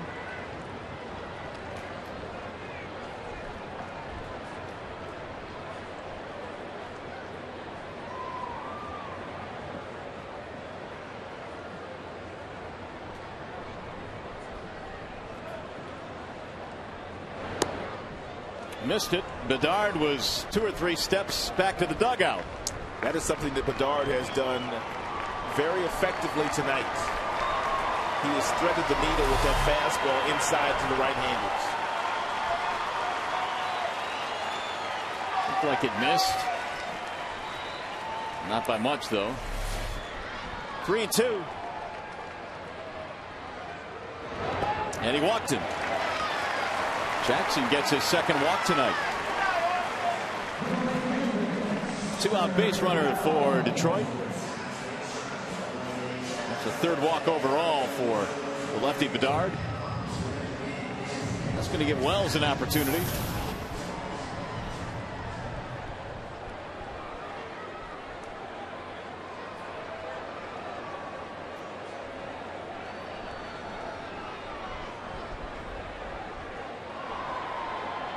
Casper 0 for 2, double play ball and a strikeout.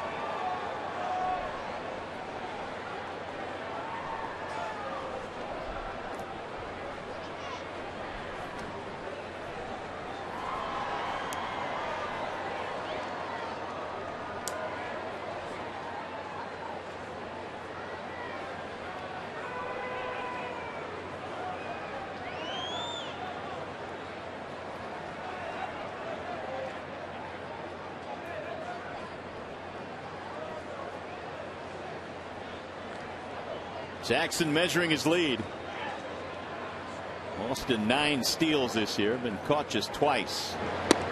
And Wells looks at a strike, 0-1. Looks like Bedard awfully tough to run on. He barely lifts that lead leg up.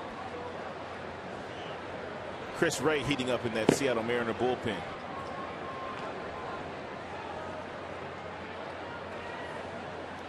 .88 pitches for the lefty Bedard. That's inside and high. 1 ball, 1 strike.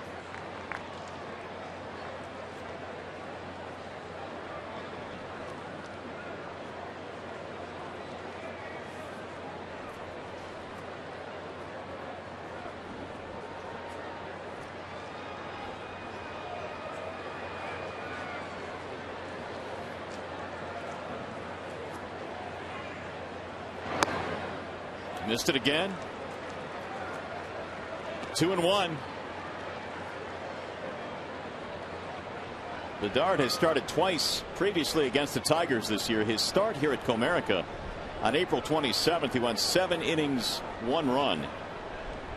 Didn't walk anybody in that game. Seattle won that game 10-1. The 2-1. 2-2 now on Wells.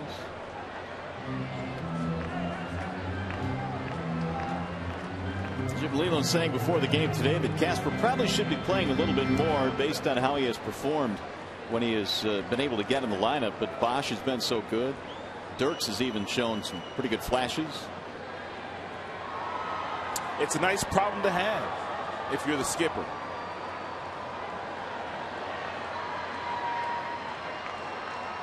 Two pitch is low. 3 balls and 2 strikes.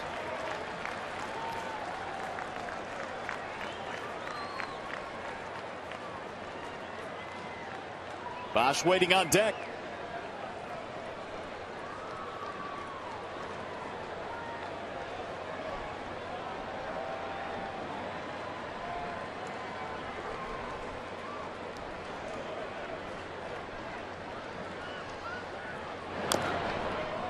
Casper stays alive. Same 2 teams tomorrow, Scherzer and Michael Pineda. The next 2 days, the Tigers will see the top 2 pitchers for Seattle, Pineda and then Felix Hernandez on Sunday.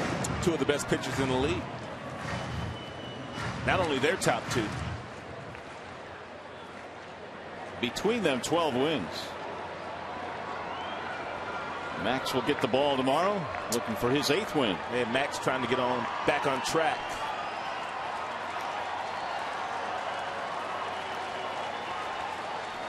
Three and 2 with 2 outs. Runner will be on the move. And it's fouled straight back. Yeah, Jackson leaning back toward first base. You can tell it's really tough to get a read on Bedard. He cannot get a good jump at all.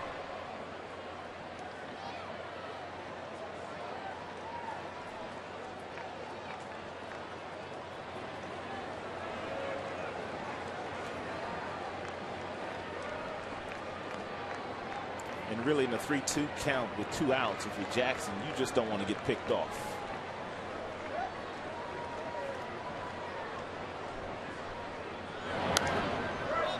Popped him up. Back toward the screen and out of play. A couple of rows back, right behind home plate.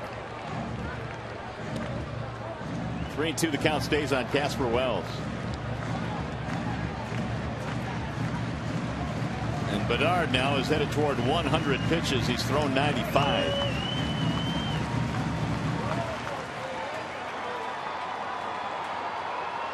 There's his ratio.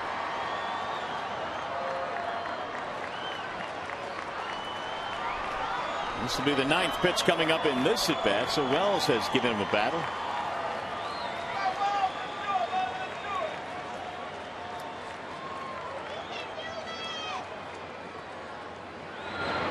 And he got him, strike 3. Wells called out on strikes, inning over. So we go to the 6th inning.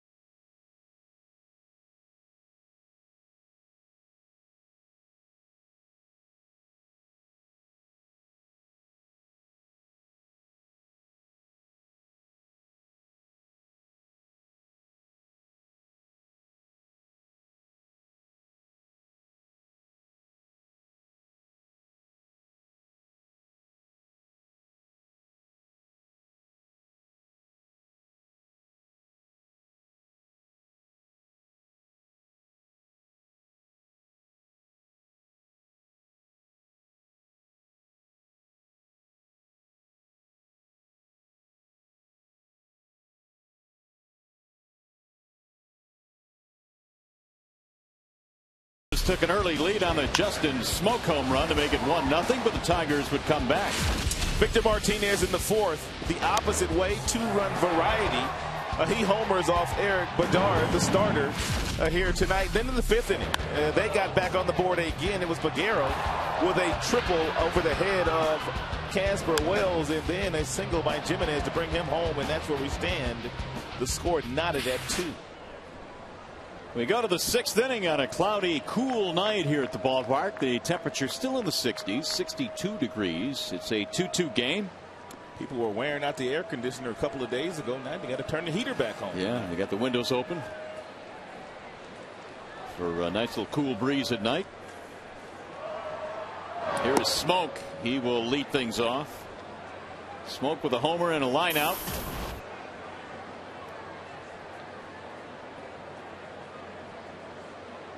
$11 home runs this year.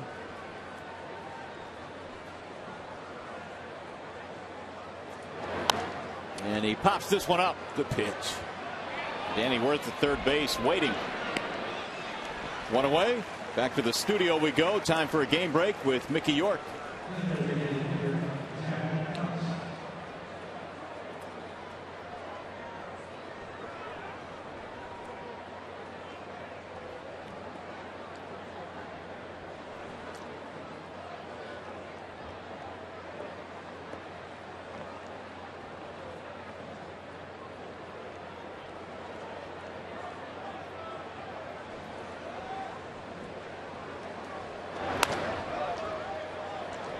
All right, Mick, thank you. Meanwhile here, a bouncer to the shortstop Peralta. They have the shift on for Cusk, and he's out number 2.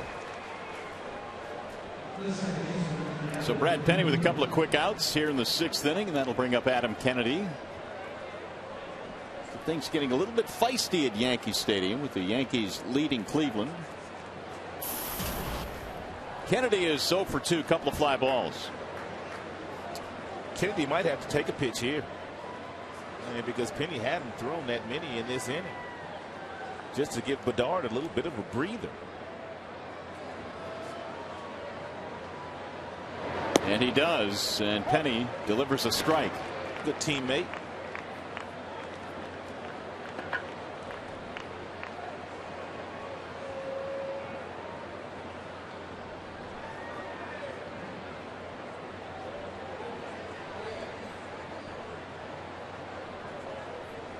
Here's the 0-1 pitch. Swing and a miss. So he's in the hole now. 0-2. There is some action in the Detroit bullpen. Left-hander Charlie Furbush.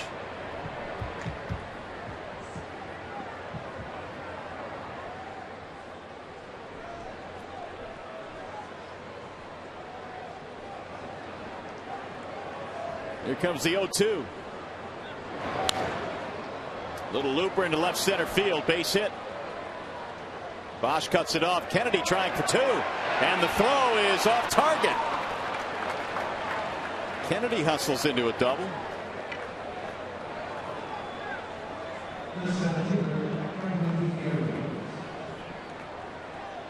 He went down and got a pretty good pitch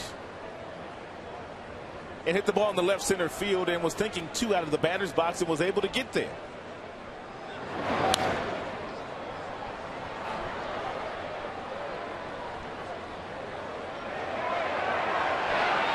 And Seattle has just picked up his 7th hit of the game.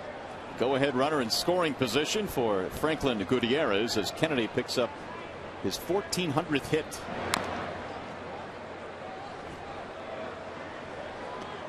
0-1 on Franklin.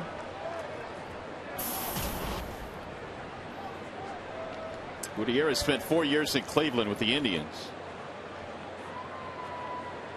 He led Seattle last year with 64 RBIs. Really? That was the team lead.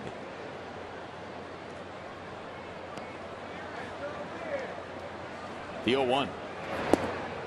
We talked about how much they struggled offensively last year, but 64 is an awfully low number for your team leader. They went through 2 hitting coaches last year, and they have another new hitting coach this year, along with a new manager and pretty much a new staff, with the exception of Mike Brumley, who's the first base coach.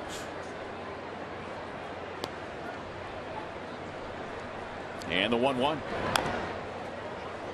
1-2 on Gutierrez. Yeah, you don't last very long when the leader on your club only has 64 ribbies. Chris Chambliss is now their hitting coach. He's been around a while. Good player. Been a good hitting coach at several different stops, too.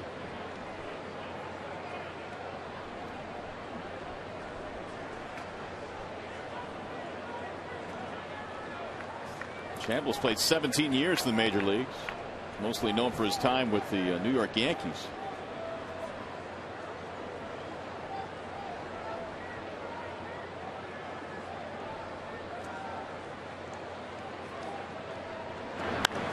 Pulled foul back into the seats. He played with the Yankees in the 70s when they had that big rivalry going with the Kansas City Royals. Chambliss had that big home run in the ALCS in 76. When he ran over everybody? Yeah, remember that? I do.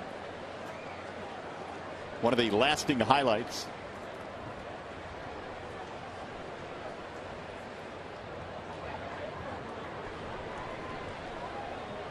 Just knocking people over, trying to fight his way around the bases. The 1-2. Back out of play. I bring that up because Tim Bryant, our stat man, is a big Kansas City Royals fan. He's from KC. And so I thought I'd have him relive that memory.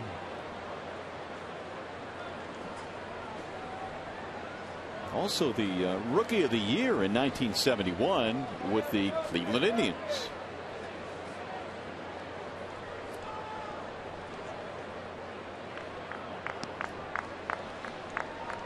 Here's the 1-2 pitch.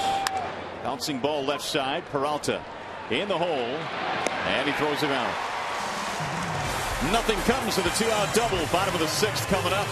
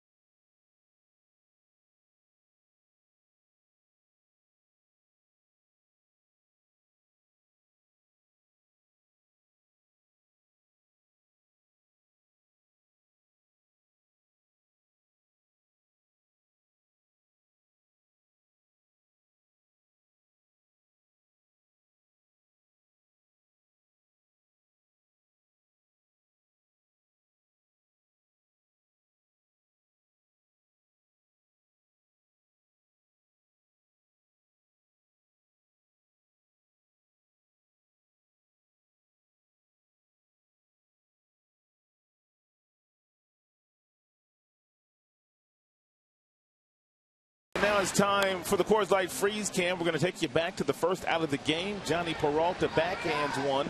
He throws it over to Cabrera. He needs some help from Cabrera to pick it out of the dirt, and Cabrera does so. And he gets a speedy runner in, Sean Figgins. Coors Light Freeze Cam is always brought to you by your Frost Brewed Coors Light. So it's a 2-2 game here as we go to the bottom of the 6th inning at the ballpark, and it's a wall-side windows pitching change as well. Chris Ray comes on to pitch for Seattle. 16th time now that Ray has been in a game for the Seattle Mariners. The earned run average is over 6, and he has walked 6 in 16 in the 3rd innings, and the opponents are hitting .292 against the former Baltimore Oriole. And the former closer for the Orioles. For Detroit, it'll be BOESCH, Cabrera, Martinez against the right-hander. Brennan had the single in the 4th and scored on the home run by Victor later in the inning.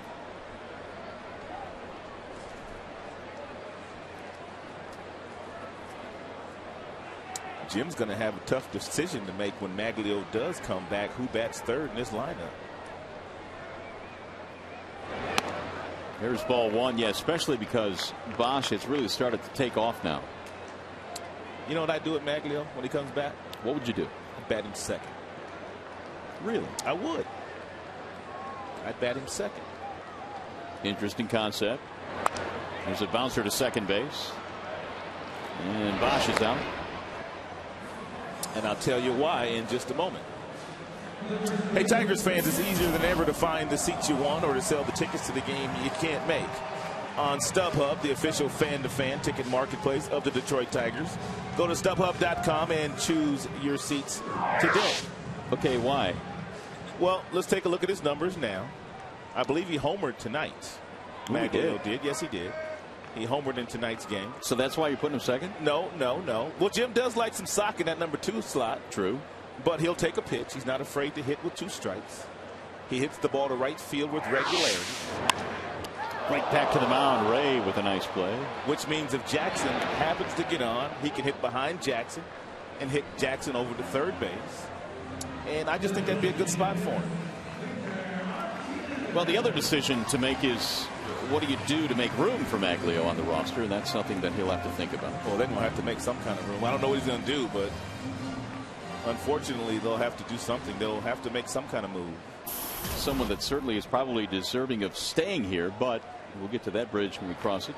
Well, that's what happens when you have a career 300 hitter over the length of time that Maglio's played this game.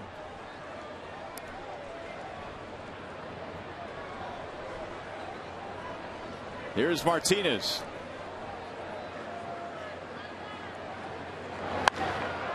Driven foul down the right field line. Bounce around. He's already played long ball in this game in the 4th inning. It was the opposite way. 2-run variety for Victor Martinez. His first home run as a right-handed batter this year. And a fist pump from the skipper. Wow. Well, that was good. Martinez at the time giving the Tigers the lead. Seattle has since tied it up.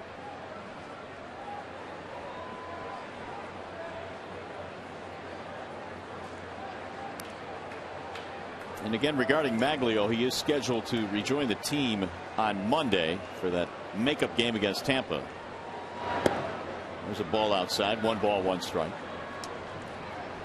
And to give you an idea how difficult the decision is for Jim and Dave Dombrowski to make, he has over 30 at-bats in the minor leagues, and he's only been on the DL for 2 weeks. Yep. Victor Martinez went on the DL for 15 days, and he played 2 games down here.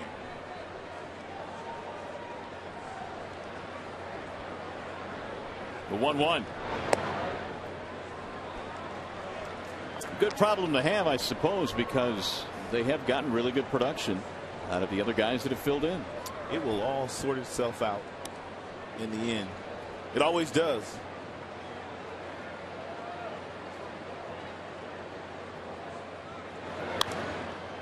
It's popped up foul, back out of play. A bit of a fog starting to roll in now over downtown Detroit. It's been a cool evening, overcast evening. It was raining before the ball game. The rain cleared out. Now the fog is moving in.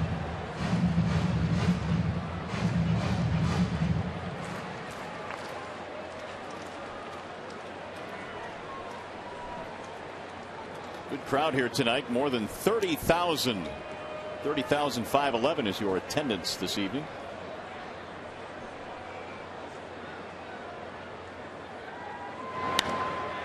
Toward left field. Hamlin back. And he'll make the catch to end the inning. 1, 2, 3 go the Tigers. 7th inning on the way.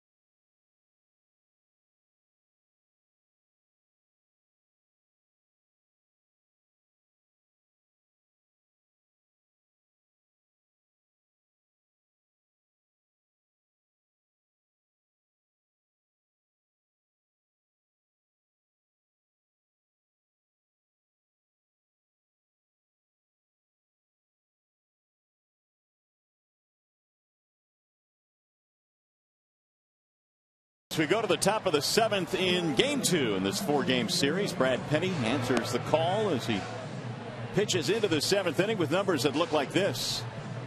6 innings, 2 runs, no walks, 2 strikeouts, and 7 hits. Pitch count in pretty good shape as well, so Penny goes to work in the 7th facing the bottom 3. Figueroa leads it off, then Hallman, and then Jimenez.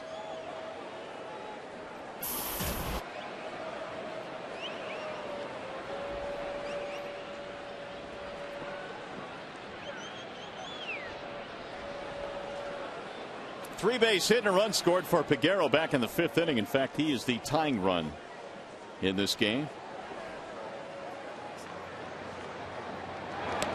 Big swing there by Peguero.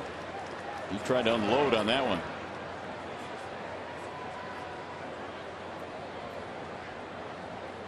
His 23 home runs led the Southern League in 2010, just 24 years old.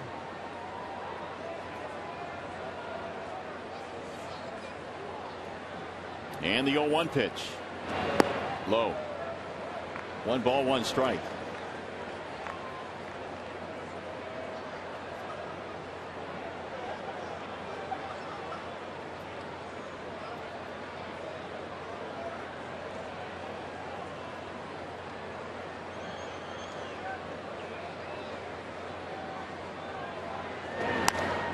That's back out of play. 1-2.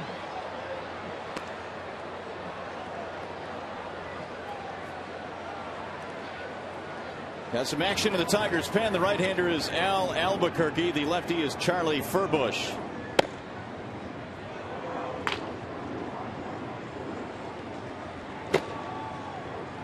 Albuquerque hasn't pitched since Chicago. Here's the 1-2. High fly ball, right field, going back to the wall. It's hit well. Wells will watch this one go. It's a home run for Carlos Peguero. And he will take the tour of the bases and give Seattle a 3-2 lead. A lot of wind blowing in that direction here tonight. He didn't hit that all that hard, even though he has big time power. But the ball seemed to get up there in some kind of jet stream and just carried out of here. A little breaking ball down and in, just kind of flipped up in the air. And with the wind, it carried out.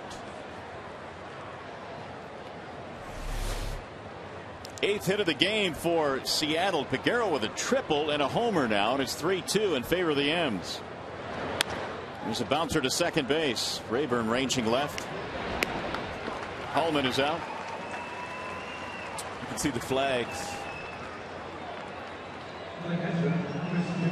on top of the scoreboard blowing at a pretty crisp pace toward right field.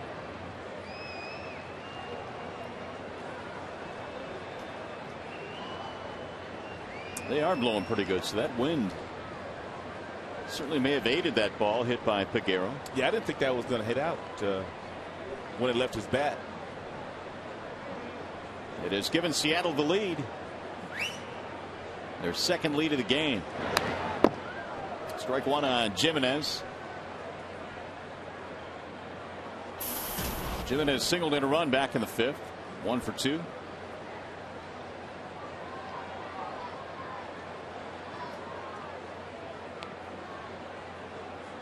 Jimenez was with the Cleveland Indians organization, signed a minor league deal in December. Of course, the Indians now have one of their prime prospects at that catching position, Carlos Santana.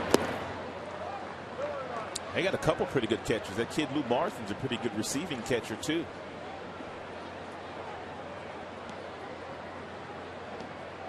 Penny has touched 95 in this game tonight. He's gone as low as 77. Those readings courtesy always of Comcast. High fly ball right field. This one gaining some steam. Back to the wall goes Wells, and he'll make the catch right at the wall. Whew. 2 gone. Jimenez trying to take advantage of that strong wind as well.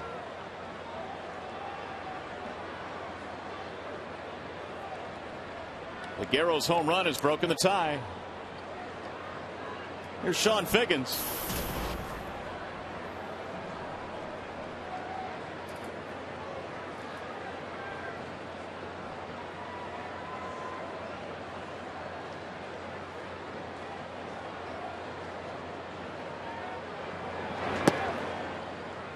Figgins tonight has a single and a double. Didn't score after either hit.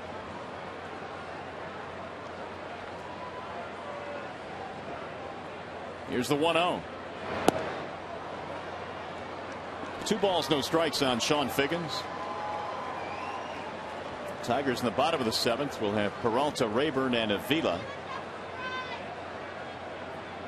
Right now down by a run, 3-2. They've been out hit tonight, 8-3. Bedard did not give up too much before departing. Meanwhile, for Penny, 90 pitches. Only one lengthy inning, the 5th.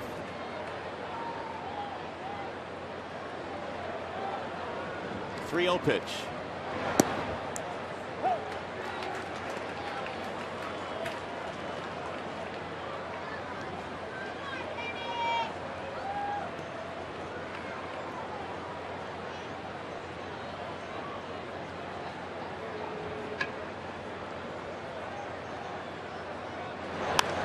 Popped him up. Third base side, Danny Wirth in foul ground. The inning is over, but not before they take the lead on the Peguero home run. Stretch time.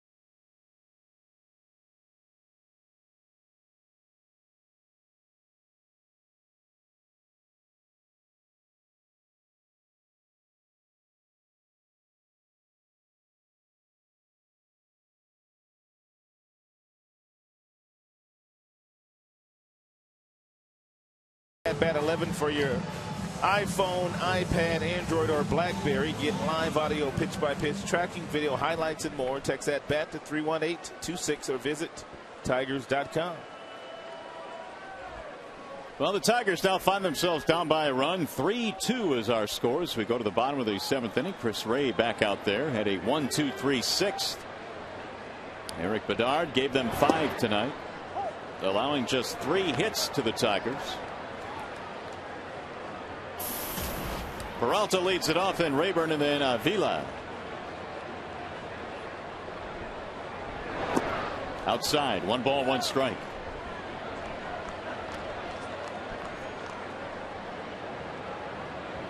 Action in the bullpen. David Pauly is throwing for Seattle.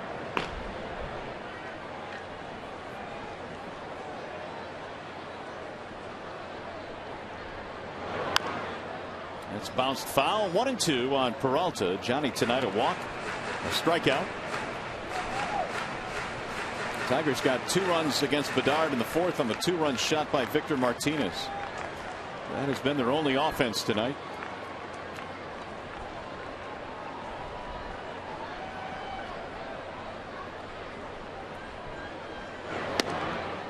Ray slings one outside. Chris Ray, his days with the Orioles, was closing games. He saved 33 back in 2006. He's also pitched with Texas and San Francisco.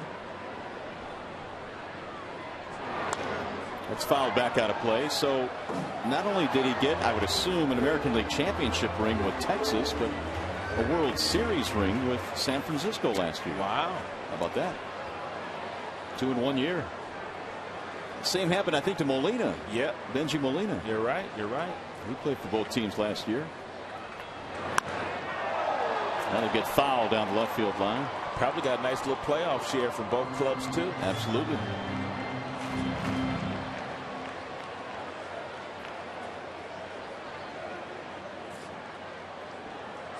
2-2 on Peralta.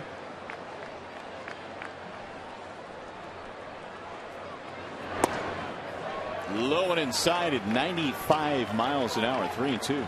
That's pretty good giddy up on the fastball from that arm slot that Ray is throwing from. It could be tough on a right-handed hitter.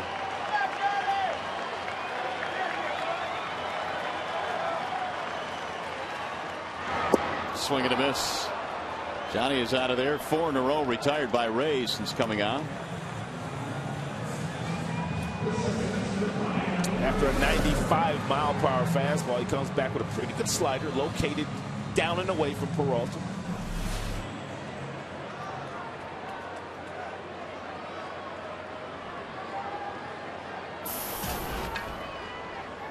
Rayburn has fanned twice, 0 for 2. Ball 1 to Ryan.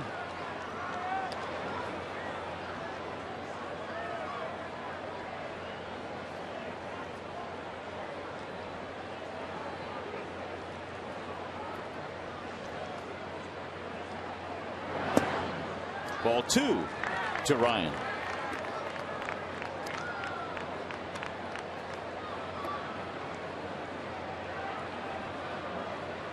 Ray's first year in the big leagues was 0-5.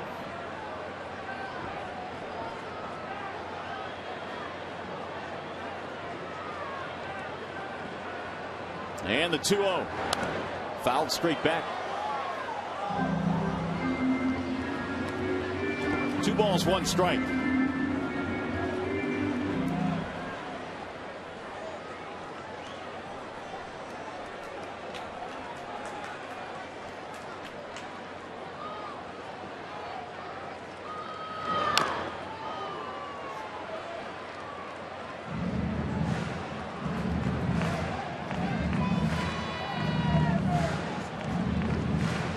Avila waiting his turn on deck.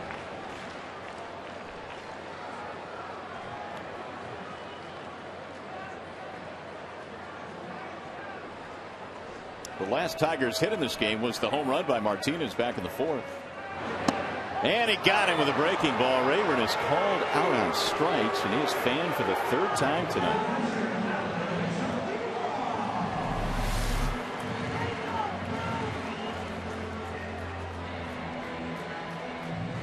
And Rayburn may have had a beef there. He does not believe it's a strike, and Fox Tracks agreed with Ryan.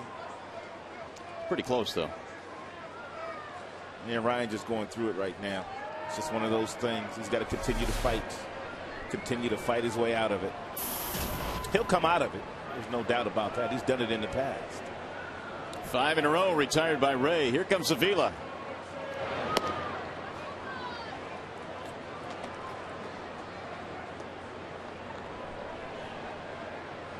Chris Ray's got some violence in that delivery. I think you mentioned that, but boy, you watch some guys like a Verlander, nice and easy with his 95, 96, 100. And Ray, he's just kind of slinging up there. I guess the term they use for guys like Chris Ray is maximum effort kind of guys. Yep. He's fallen behind 2-0.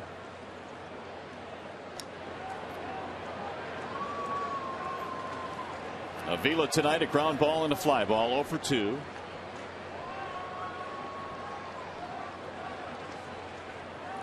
And the 2-0. Ground ball right side.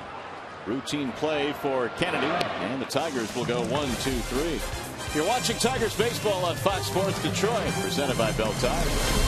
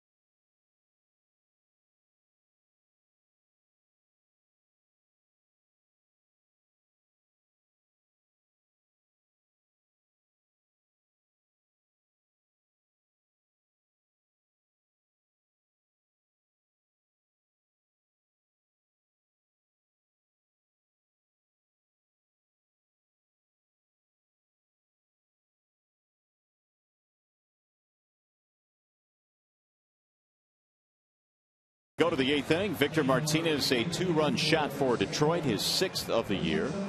Justin Smoke hit a home run back in the 1st inning, his 3rd home run at Comerica Park this season. And the Mariners with 6 extra base hits, 0 in the ball game last night. In fact, Seattle entered the game with the fewest extra base hits in the league. And they will face a new pitcher now, Charlie Furbush. Charlie has done nice work since coming up from the minor leagues, where he was leading the International League in strikeouts as a starter with 55. He's continued to strike out major league batters. He has 11 and 14 in 2/3 innings. The earned run average is very good. Opponent's average against him is also outstanding. You really can't say enough nice things about the way this kid has handled himself in his big league career so far. Absolutely. He's had a very good minor league career. He's gotten his opportunity and made the most of it. He'll get another chance here tonight as he faces the 2, 3, and 4 hitters. Brendan Ryan leads it off. He's 0 for 3. 3 ground ball outs. In fact, one of them resulting in a double play. Charlie done stepped up his shoe game too. His shoe game? Yeah. They are kind of flashy, aren't they? That's what the young kids say. His shoe game. Stepped it up a notch. Swing and a miss. Look at him. I know. Look at him. Wow. That's what happens when you pitch with. They're sparkling new too. First time he done brought them out. Big league shoes. He's giving Santiago a run for his money with the fancy spikes. The 0-1. 1 ball, 1 strike. I'm Brendan Ryan.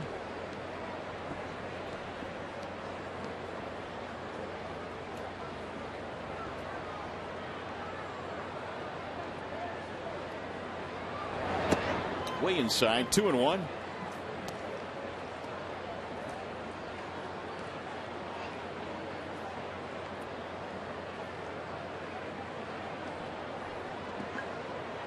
Furbush is a guy that has always had pretty good strikeout numbers in the minor leagues coming up in the Tigers system. That's popped up left side of the infield for Johnny Peralta. And 1 gone.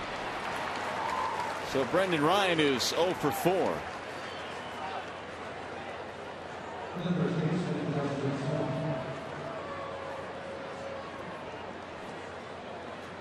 55 strikeouts in a little over 46 innings at Toledo this year. Just 14 walks, so he's not afraid to throw that ball over the heart of the plate.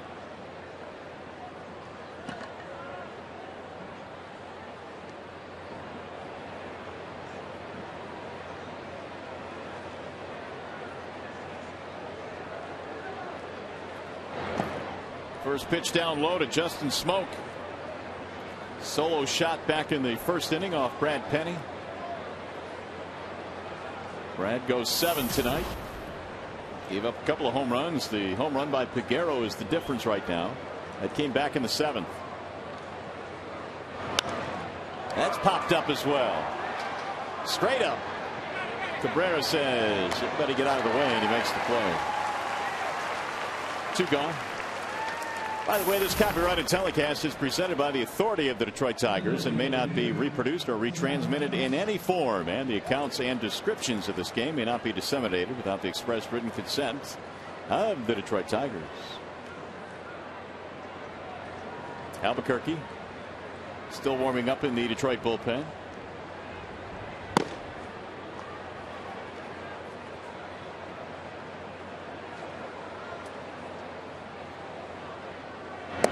Ball 1 to Jack Cust. 0 for 3 for Cust in this game.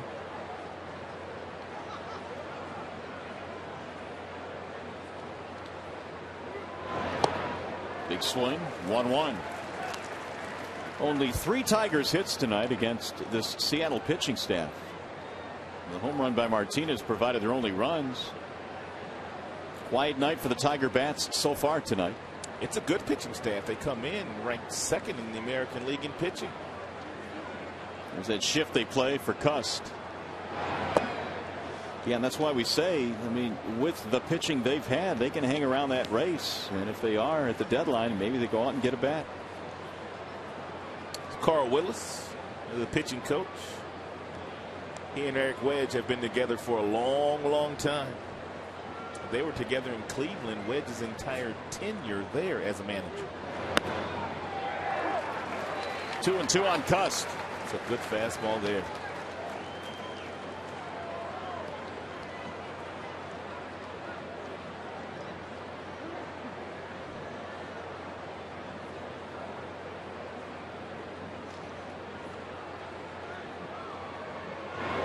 Swing and a miss. He disposes of Cust. Charlie with a 1-2-3 inning. No runs, no hits, nobody left. And a strikeout of Cust to end the frame.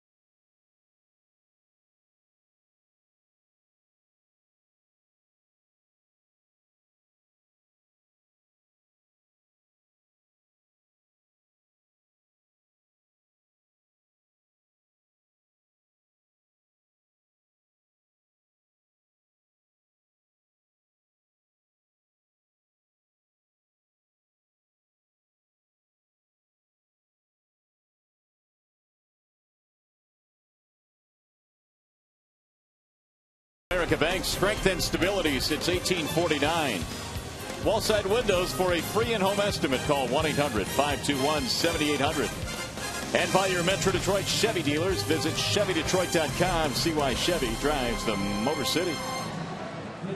Back here in downtown Detroit, it is a 3-2 ball game. Seattle on top. Greektown all lit up. Tigers need a run or two. Friday night. And a whole big weekend of baseball coming up. We have a new pitcher now for Seattle. David Pauly will take over. Pauly has an outstanding earned run average. Take a peek at it. 0.99, which leads all American League relievers. And he is facing Don Kelly, who is hitting for Danny Worth.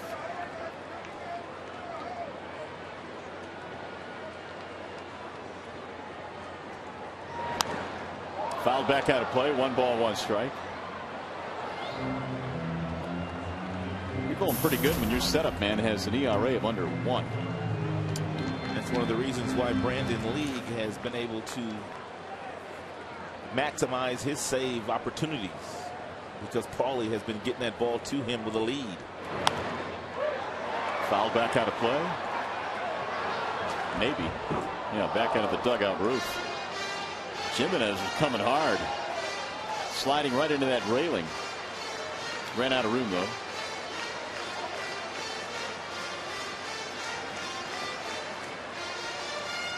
One and 2. Kelly, then Jackson, then Wells.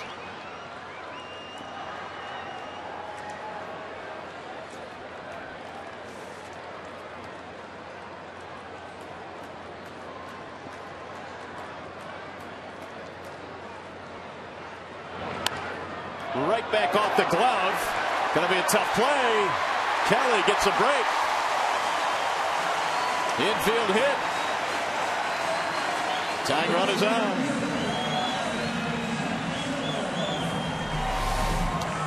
It's one of those plays where Kennedy may have made the play had not Pauly deflected it, but once it was deflected, it was slowed down, and with Kelly's speed, they weren't going to make the play on him.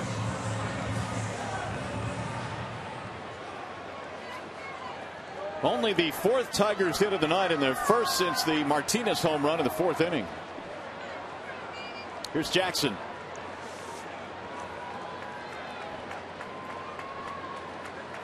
Showing bunt, takes it outside. Jackson tied for fourth in the American League with 7 sacrifices. And it looks like he's going to try and move that runner up.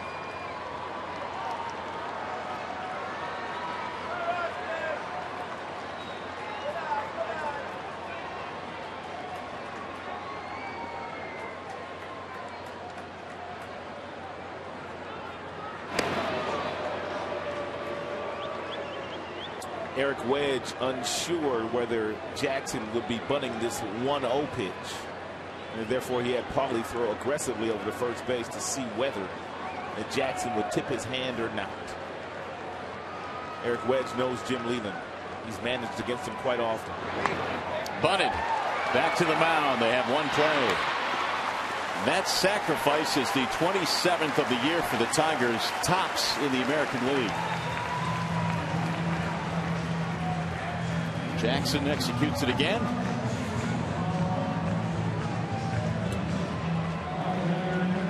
So Andy Dirks now will pinch hit for Casper Wells.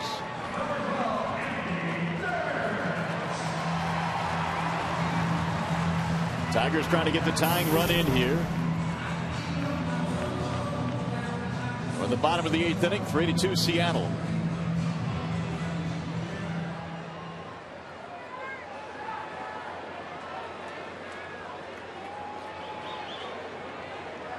Dirks this year is 0 for 2 as a pinch hitter.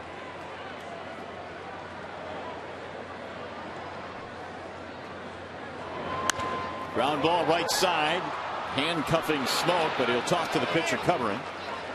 Dirks is out. Runner advances to third. That's one of the toughest things to do, is to learn how to pinch hit. And Dirks has been an everyday player everywhere he has ever been, and it takes time to really learn how to be a good pinch hitter. And then it's still tough. So with 2 outs, here comes BOESCH. Singleton scored in the 4th inning.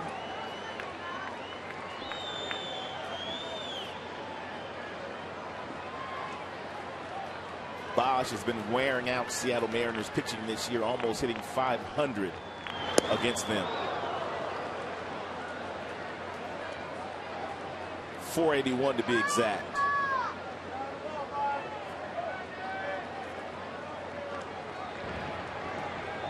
Valverde and Benoit.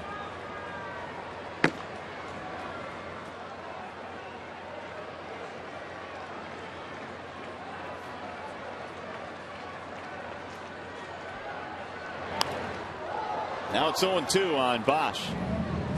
Tigers in this series are only 1 for 12 with men in scoring position.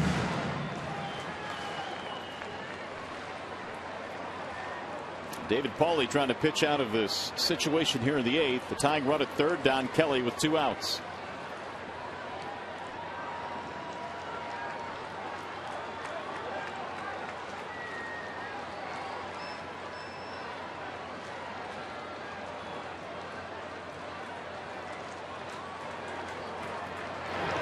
He tried to hold up but went around, struck him out, and the inning is over.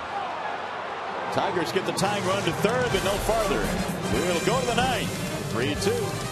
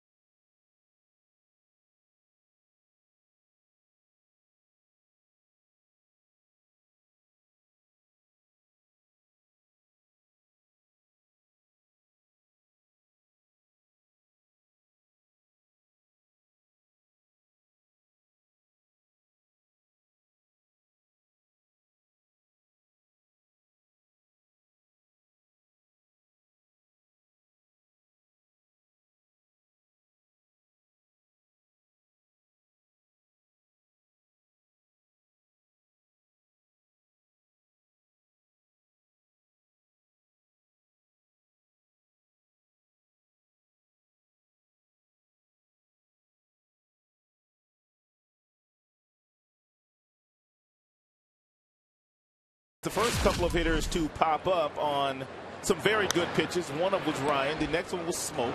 And then take a look at all 5 of the pitches to Jack Cuss. Located beautifully down and away from him. He finally punches him out with a really good breaking ball. Location was key there. Everything away.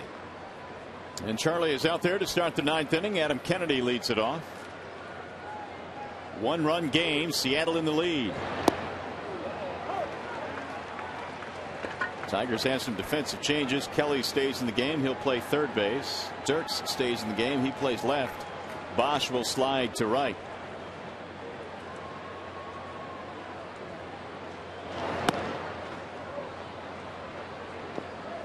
One ball, 1 strike on Adam Kennedy, who doubled back in the 6th.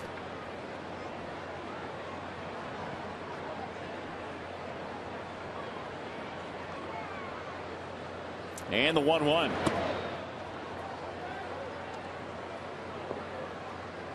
An important game for the Tigers tonight. They have a chance to move into a first-place tie, and look what the Yankees are doing to Cleveland. 15 hits on the Indians. 11-2. Ground ball, fair ball, and it's by a sprawling Cabrera. Kennedy on his way to second base. He'll pull in with a double. And Cabrera saying it was foul, and first base umpire Mike Everett saying you're wrong.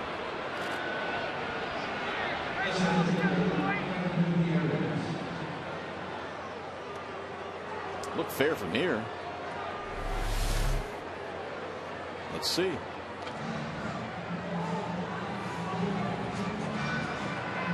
I really couldn't tell. Yeah, not off that replay.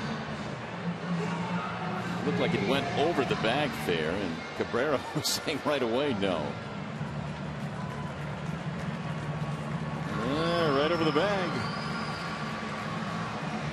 Pretty close. But right there was Mike Everett to make that call. Charlie Furbush is done for the night. Tigers go back to the bullpen. Albuquerque comes trotting in. We'll be back.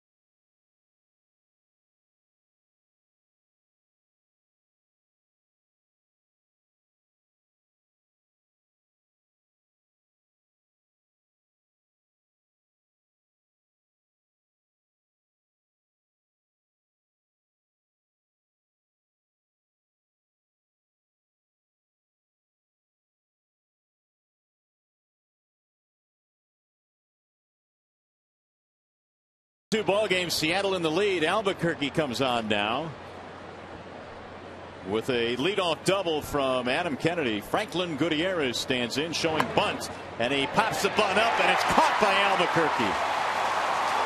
Oh, that'll help. One away.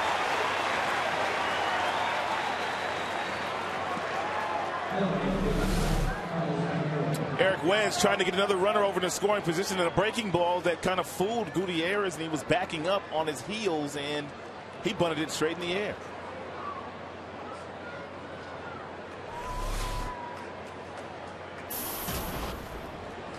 "35 strikeouts for Albuquerque in 19 2/3 innings pitched this year." They're going to put Peguero on.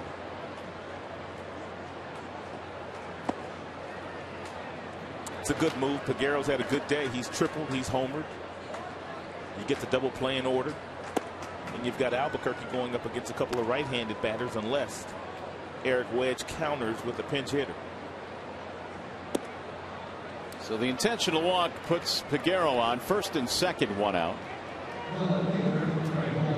Greg Hallman will step in.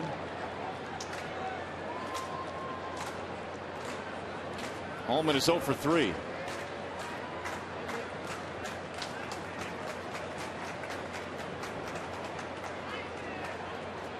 Three to 2 Seattle. We're in the 9th.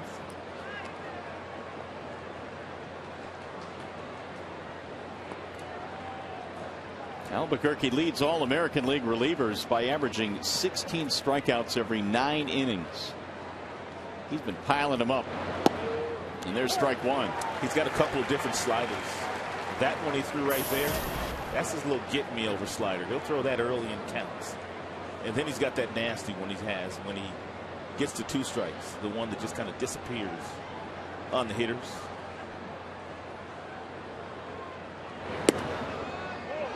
.97-mile-an-hour fastball there. He touched 99 this year. With that frame, he's not a big guy. He cannot be a joy to face. The slider's wicked.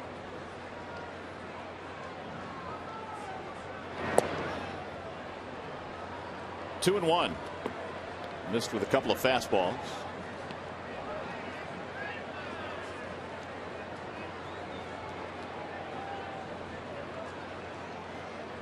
Opponents batting $134 against Albuquerque. Swing and a miss. Unhittable. It really is.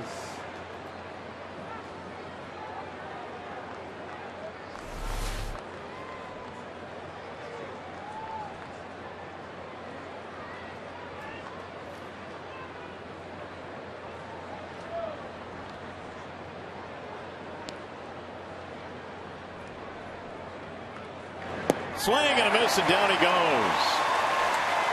Take a look at how most guys hold their slider when they're throwing it toward home plate. Now take a look at Albuquerque's grip.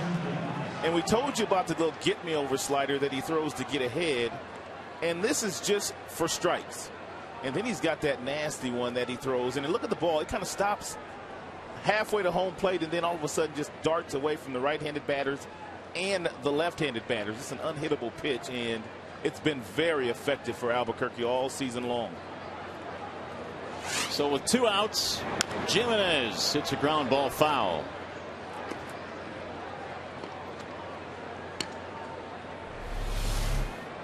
You see his grip on this strikeout that he has here tonight of Hallman.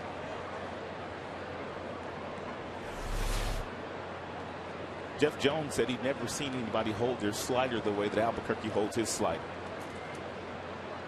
Probably hadn't seen too many sliders like that either. No, there's not many guys walking around today that have the kind of slide piece that he's been featuring. Swing and a miss. 0-2. And trust me, the Seattle Mariners, they know all about it. They've heard all about it.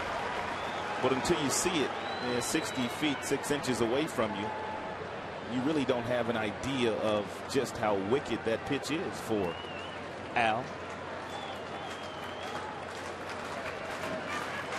Jimenez 1 for 3 with an RBI single. He's in a deep hole here, 0-2.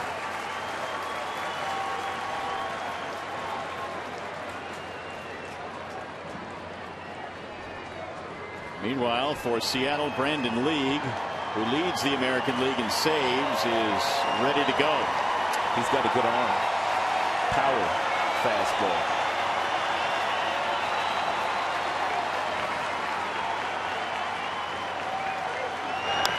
Grounded foul.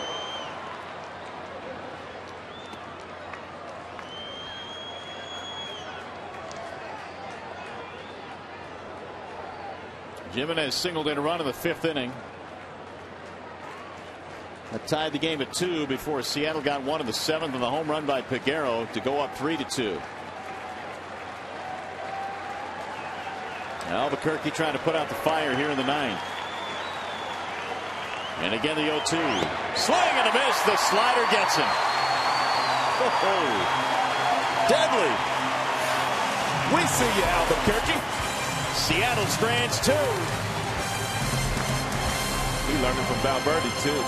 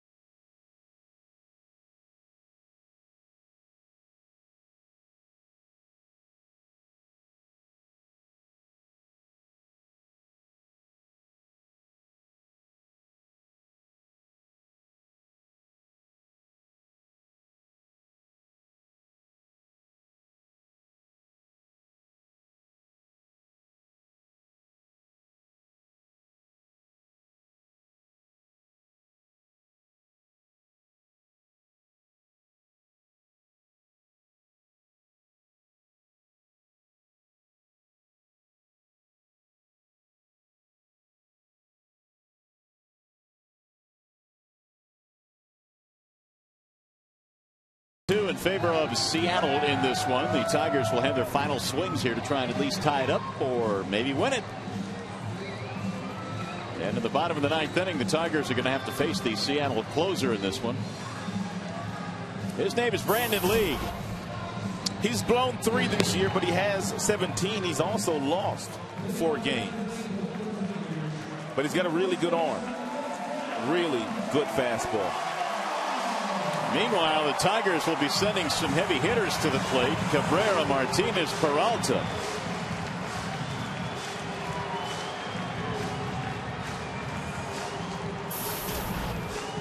Miguel tonight is 0 for 3.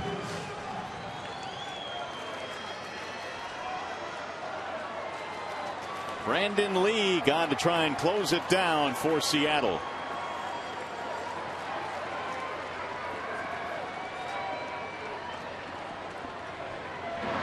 Big swing by Cabrera, 0-1. You're right. Brandon's going to have to earn this save tonight if he's going to get it. Well, you got Cabrera with 45 RBIs this year. Martinez with 32. Peralta 32. Some good run producers this season for Detroit. Here's the 0-1. Look out. Whistle. Wow. Everybody okay? Oh, my goodness.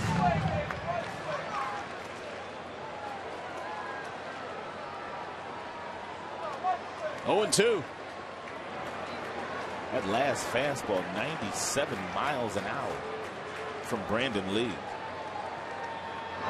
Swing and a miss, and Cabrera goes down. Filthy.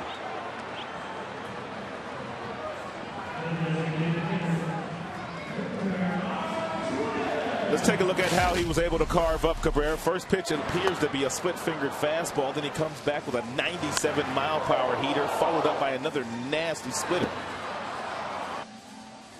Didn't take long. 1 out. Victor Martinez, however, is 3 for 6 with a home run against Brandon Lee.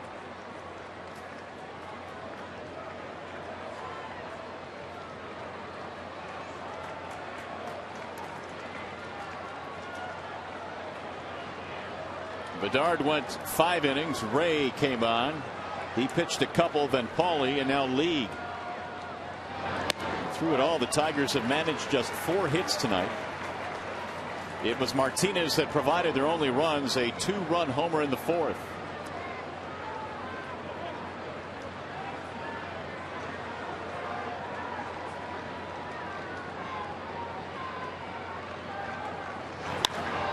On the ground to the shortstop, tricky hop for Ryan. Martinez is out, gone. So it'll be up to Johnny Peralta.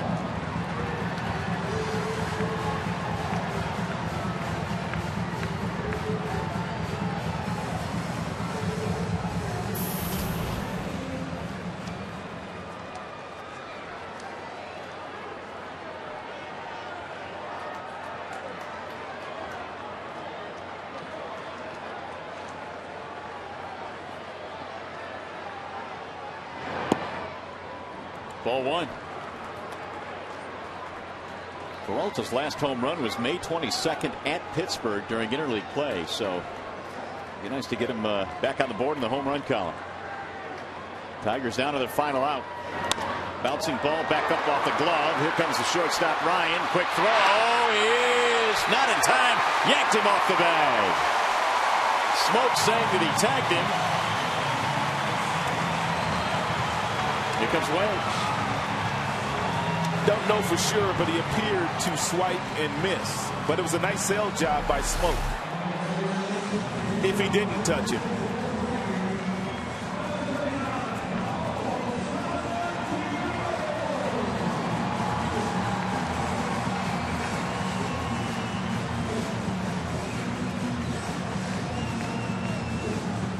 Hard to tell. Oh, he didn't touch it.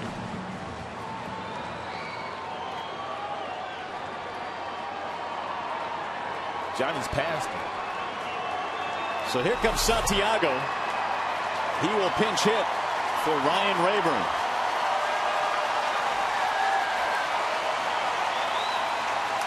Tying run is on.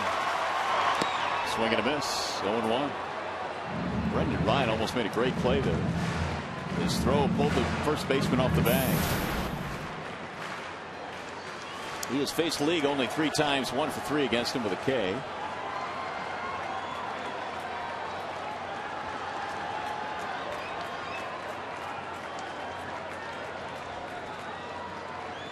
And the 0-1.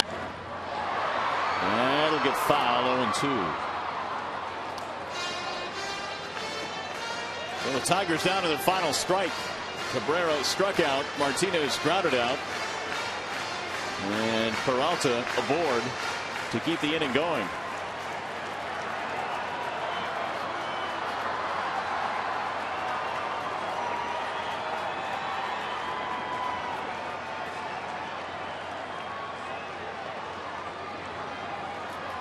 And the 0-2. Ground ball foul just outside of the bag.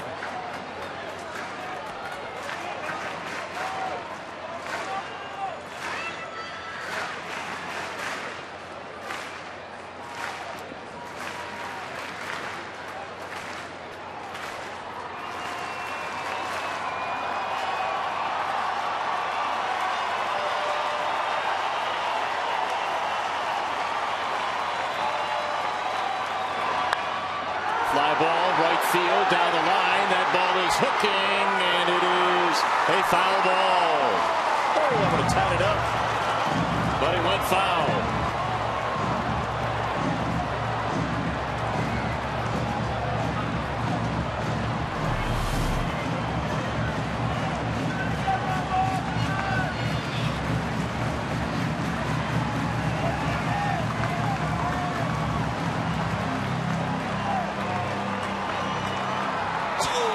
Says, oh, crowd to its feet. 0-2 on Santiago.